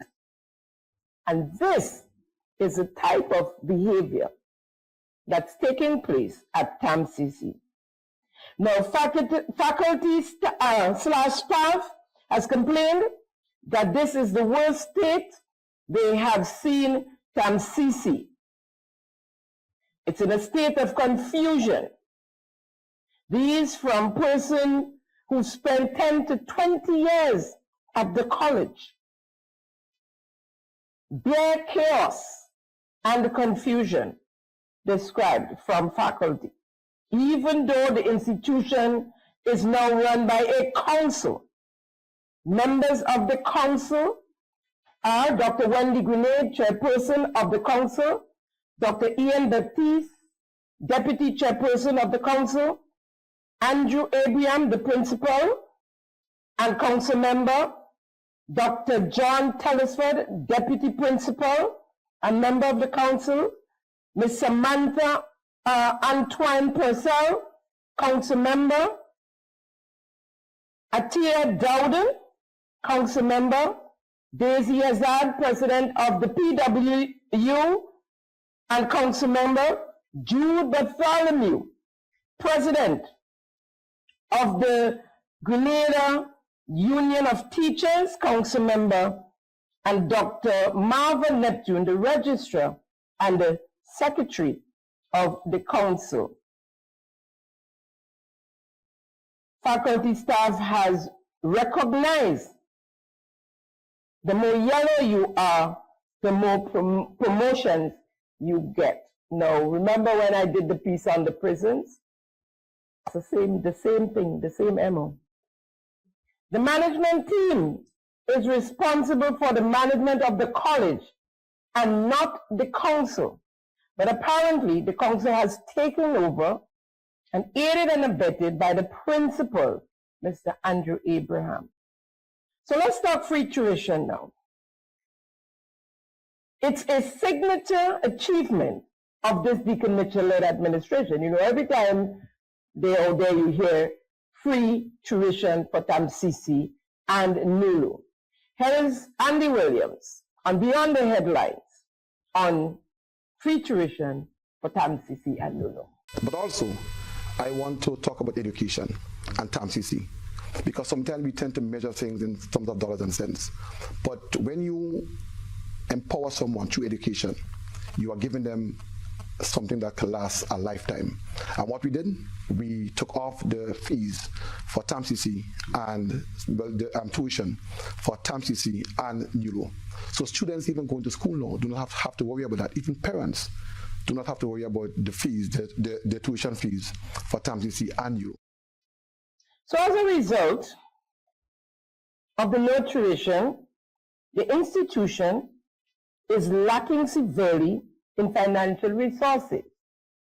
teachers, lecturers, faculty are complaining, can't get the much needed supplies and materials needed to carry out their job effectively and efficiently.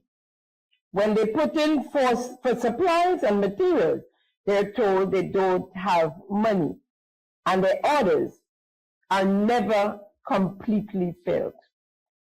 The administration has boasted about record-breaking registration, though we have never really seen the data to back up the statement until very recently. Now, what I've learned from faculty is that there have been a considerable amount of dropouts since the free tuition for the fees and tools and equipment, unaffordable transportation fee, uniforms for the different schools under the TAMCC banner. When there was tuition, certain student affairs was sponsored. But hooray, hooray, hooray. We have high enrollment numbers. Hundreds of students can't afford the $375 graduation fee and therefore can't walk on graduation day, which is today actually, or should I say was today, right? These students are asked to pay $50 for their certificate, and some of them can't even afford the $50. But the administration was warned in Parliament by the leader of His Majesty's opposition, Honorable Emmeline Pear, on what should have happened when it comes to paying tuition for students, because tuition is just one component. You have so many more things, and the fees, especially in UNO, are much more than what the tuition was. And then there's transportation, and then there's uniforms. Let's hear what the MNP did and the suggestions coming from the opposition leader, Honorable Emmeline Pear.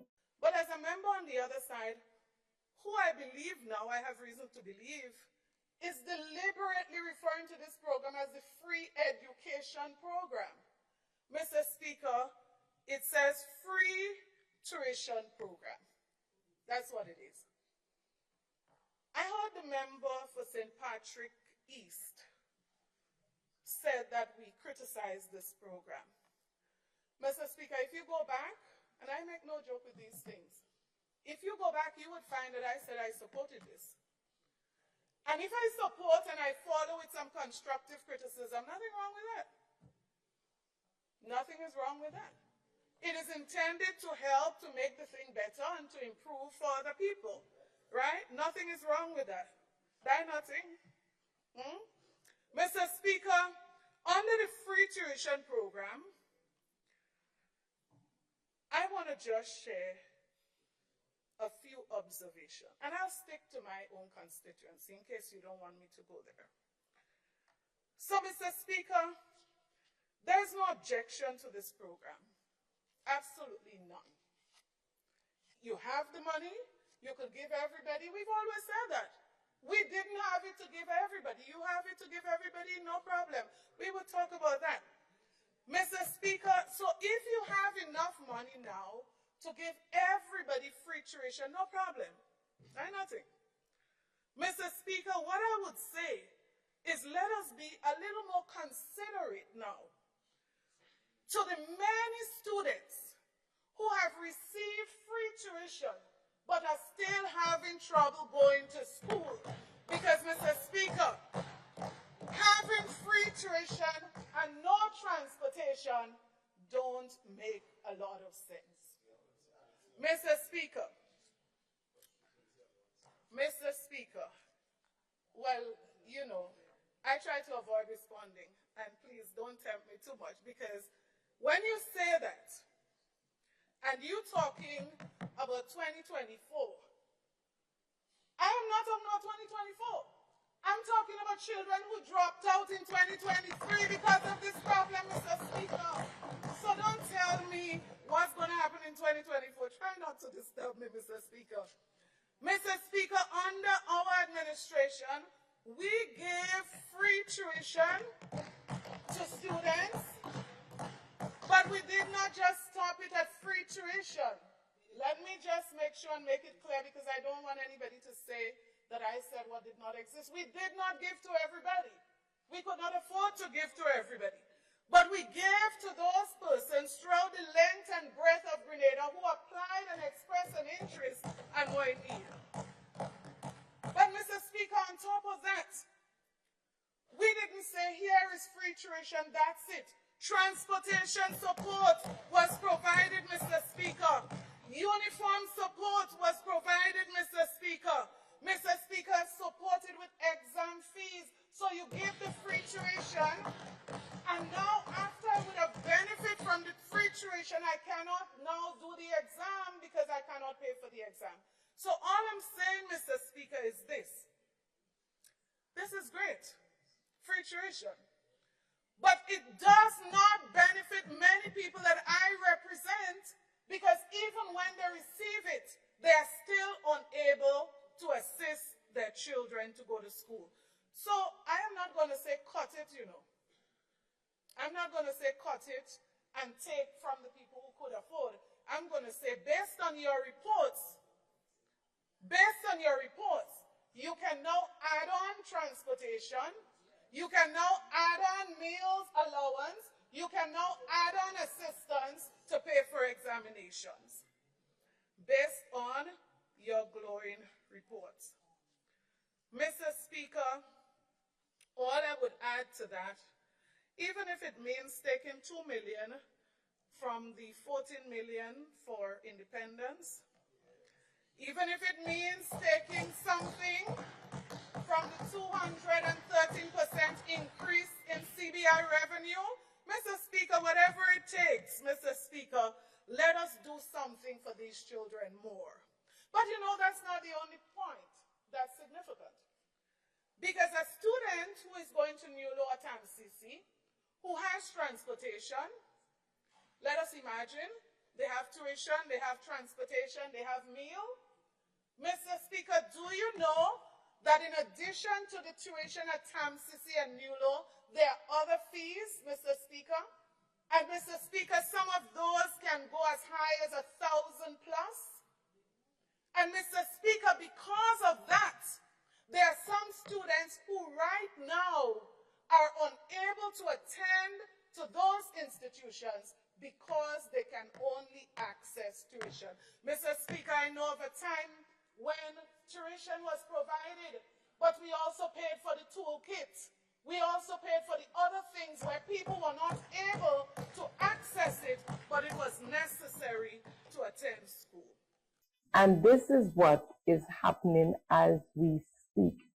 That is why there's a high dropout rate. That is why there are less and less children graduating. I mean, for years, it's been 1,000 plus kids graduating.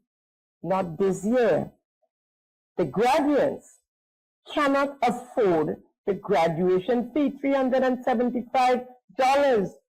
But the council is spending monies on mace and gowns, red carpet, so that they can display a chancellor-like performance or affair.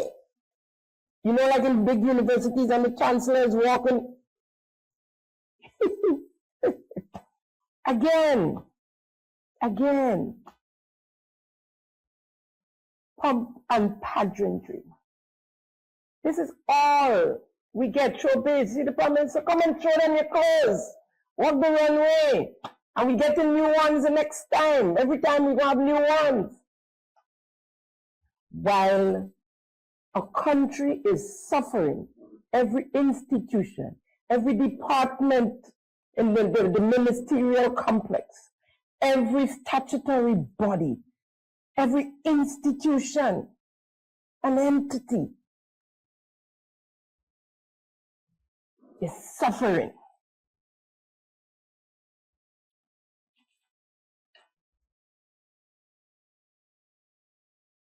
It's all about showbiz. The lunch at the TAMCC Foundation launch, now, or should we call it the brunch? Now, they had this launch of the foundation. It was part of the homecoming celebrations, right? And if you look on the screen, you see a copy of a photo of the cover of the brochure. I don't know which part of TAMCC look like that, or if that's futuristic, right? But pay attention to the email address. It's the principal email address. The foundation idea belonged to the principal, Mr. Andrew Abraham, and the chair of the council, Ms. Wendy Grenade. I mean, this is the first time I've seen councils and boards and so that just take over the institutions. There are board chairmen and so that don't have a day job anymore. They go to work like how the Mr. Batiste ran the Lottery Authority. And how Sylvester Quallis, before he became Consul General, ran the gravel and concrete. Having lawyers' invoice showing up for $20,000 to pay for the chairman. I can't only come in with gravel and concrete, you know. We're done with gravel and concrete, but we're doing the proper research and we come in for gravel and concrete. Because workers, I've seen circulating just this week, where workers are crying out, are bawling out for the Prime Minister to do something about the corruption. They should, what do you call this, cement trucks, concrete trucks, dropping off concrete at a building in Northeast St. George for a worker who has an apartment building going up, and board and ply and so materials that they say belong to the institution, belong to gravel and concrete, being dropped off. They throw the truck, the video. I took all of that because when I'm bringing the piece on gravel and concrete, I'm going to show you guys. So these things are happening, continue to happen, but because a blind eye is being turned and nobody's getting into trouble, some people are made to just pay back a given payment plan and everything is nice and dandy. So Baker Mitchell is the bestest Prime Minister ever, because he allows it. But they said a upholder is worse than the thief.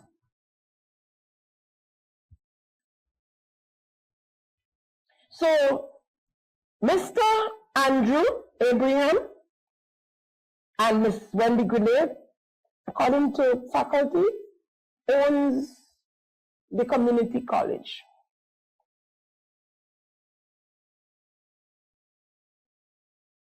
The brunch costed the institution $15,000, and they had students because their parents can't afford for them to graduate, can't pay the $375.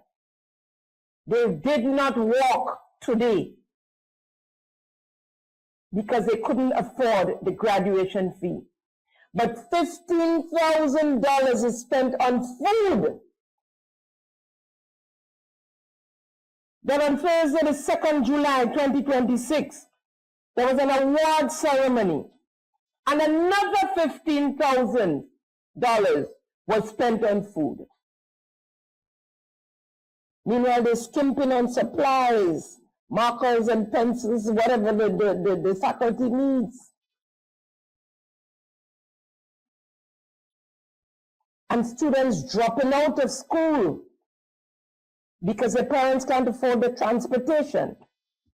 So you pay the tuition, and they can't pay for the transportation.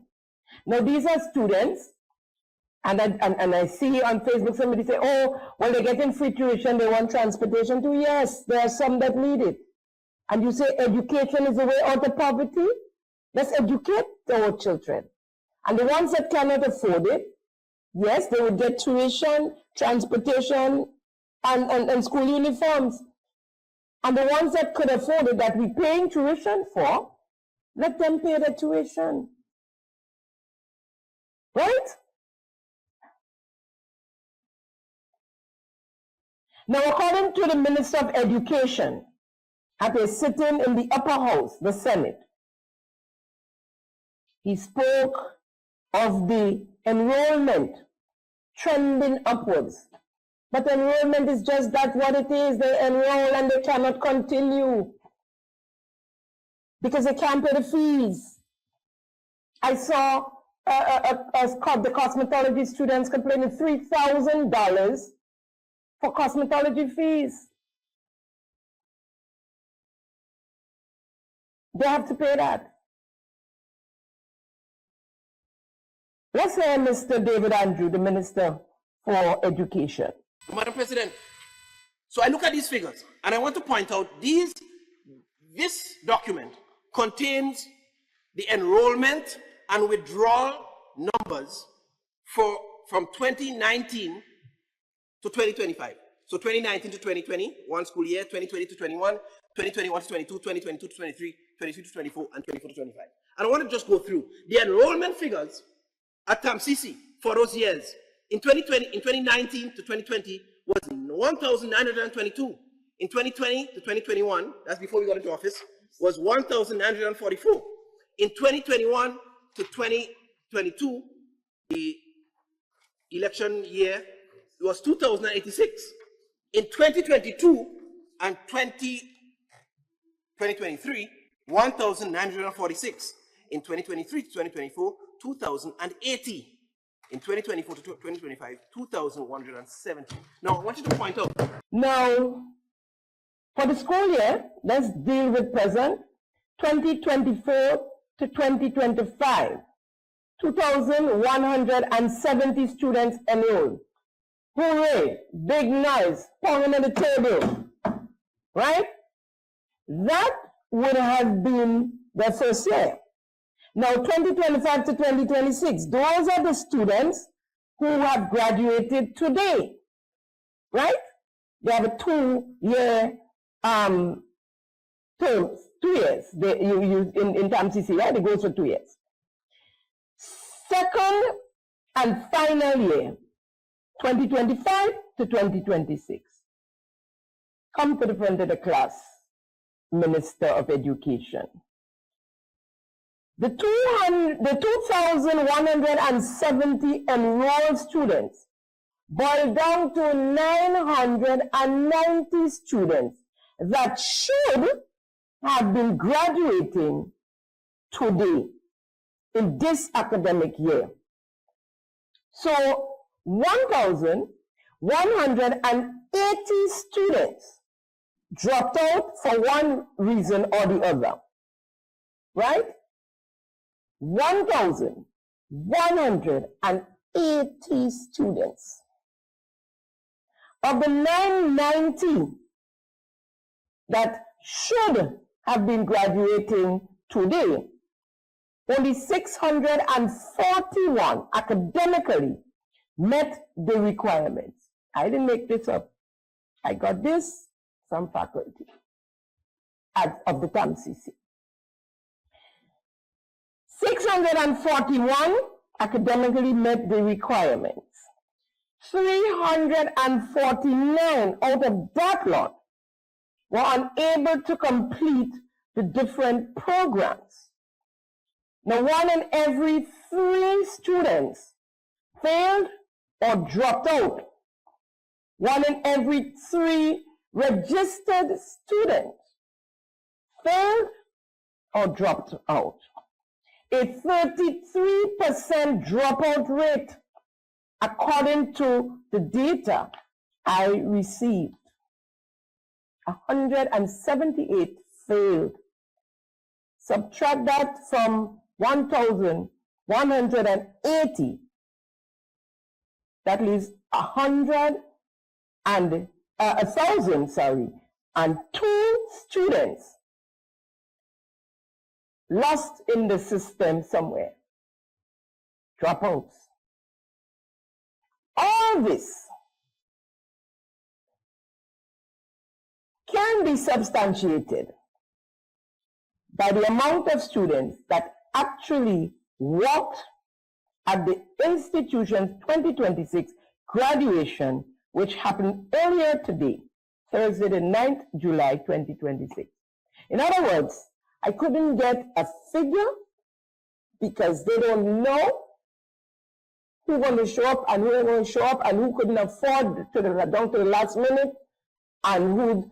There were faculty calling business places, begging for donation towards children graduating, especially children who performed well and can't graduate because their parents and guardians cannot afford the $375. Asking business places, begging business places to pay. This is what we reached to at TAMCC. But never mind that. We have big enrollments. That's all we need. Big enrollments and you can go to school. Folks, the integrity of TAMCC Community College has been eroded. The community in the name has disappeared, and that's according to faculty. Nepotism and victimization at an all-time high, like in every other institution and government department, statutory bodies here on island. The fish is rotten from the head. Principal Andrew Abraham and his council, headed by the chairperson, Wendy Grenade, Dr. Wendy Grenade. According to an article written and published by faculty, and that too we put up, TAMCC in turmoil amidst mounting allegations of mismanagement, cronyism, and political interference at TAMCC Community College. There is a picture of the principal. Again, you look at his face, don't forget him.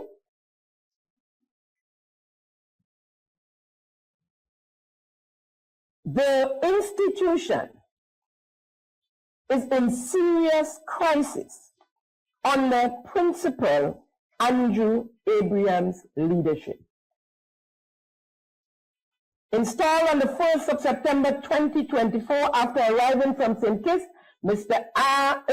Andrew Abraham, widely known for his close ties to the Minister of Education, David Andrew, and I'm quoting from the article here, installed on the 1st of September 2024 after arriving from St. Kitts, Mr. Abraham, widely known for his close ties to the Minister for Education, David Andrew, has presided over what insiders describe as a systematic dismantling of the college's governance and professional norms.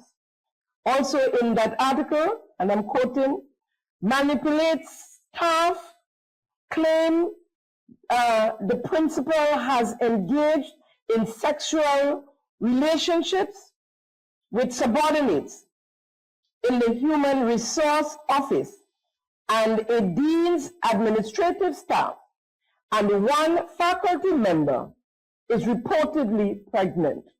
These allegations have not been independently verified. Those implicated declined to commit, though intermediaries. The entire document will be put up on the channel as well. Now, added to that, yesterday, Wednesday, the 8th of July, 2026, an email copied to senior management surfaced, and that email will also go up on the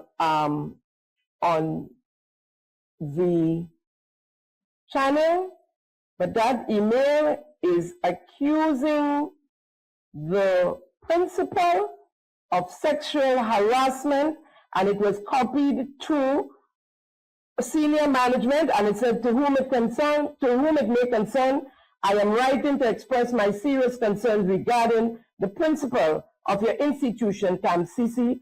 I have remained silent for some time while gathering information and considering the appropriate course of action. However, I no longer feel that silence is appropriate behavior towards female students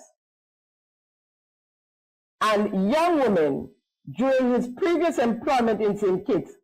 In these reports, if these reports are accurate, I question whether through a thorough background and defense check was conducted before his appointment to the current position. As I said, I'll put up the entire email. It's a little longer than that, well, a little longer than that. And so, as we're running out of time, I will put it up so those of you who can go in and read it can read it, right?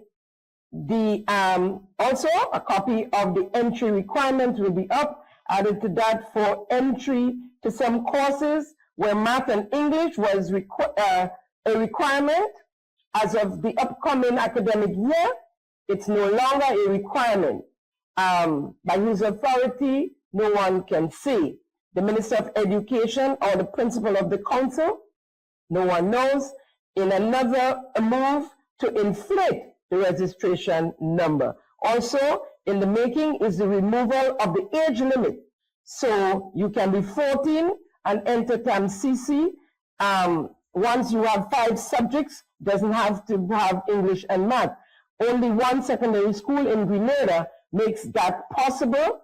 It's the Grenada Institute, whose principal and owner is on the council. Children are allowed to do CXC as early as from 1 at that institution. Folks, I can do 3 episodes on the material given to me from TAMCC. But it's not just TAMCC. Our entire education system is in total confusion. The universal education we were not ready and still isn't ready for, hence the very high dropout rate among Form 1s and 2s at our secondary school. The military computers and e-book system is not working out, and in most cases, the children are without e-books and hard copies. Children are playing games all day on the computers.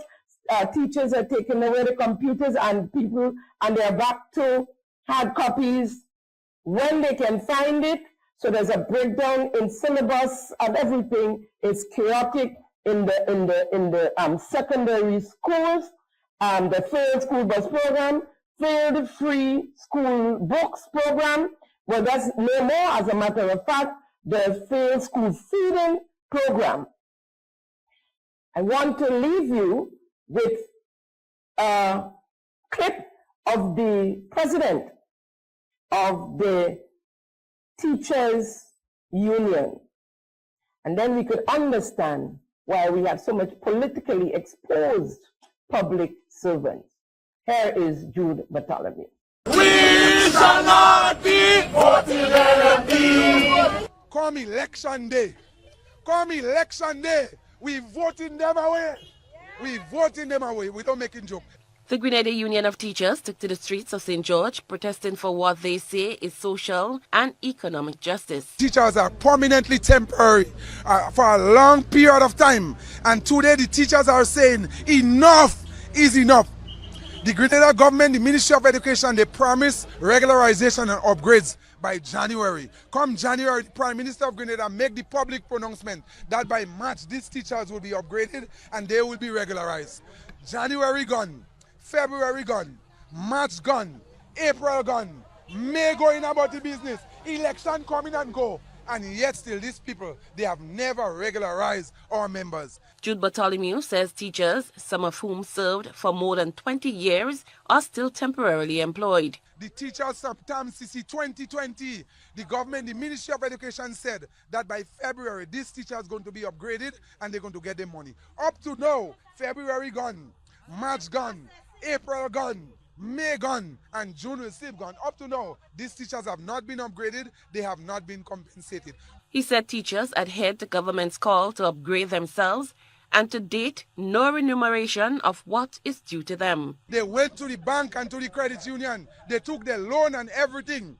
And yes, they were successful with their bachelors and masters and TAMCC. And up to now, it's just a rigmarole and running around and all those things. Is that fair?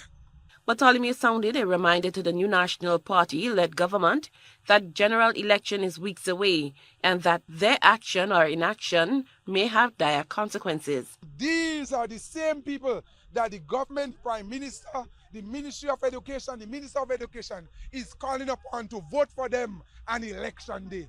But up to now, these teachers cannot be regularized. They cannot be upgraded. And what we're saying together, enough is enough. No regularization! No regularization! No regularization! No upgrades! No upgrades! No dark salary! No dark salary! No pension! No pension! No pension! We don't making joke. The GUT members were hoping to enter the botanical gardens, but police cut their plans short by closing the entrance gate. We're not making joke for our pension. Folks, just to say that there are teachers who are still permanently temporary. That's a wrap on today's episode of Simon Says. It's always a pleasure conversing with you, keeping them honest. Thank you for viewing yet another episode of Simon Says, where facts come first. I'm your host, Jenny Simon. See you next week, same time, same place. And remember, a better Grenada is possible. Bye now. Thank you for tuning in to Simon Says. To ensure that you never miss an episode, click subscribe and make sure to turn on the notifications by clicking on the notification bell icon. See you at the next episode.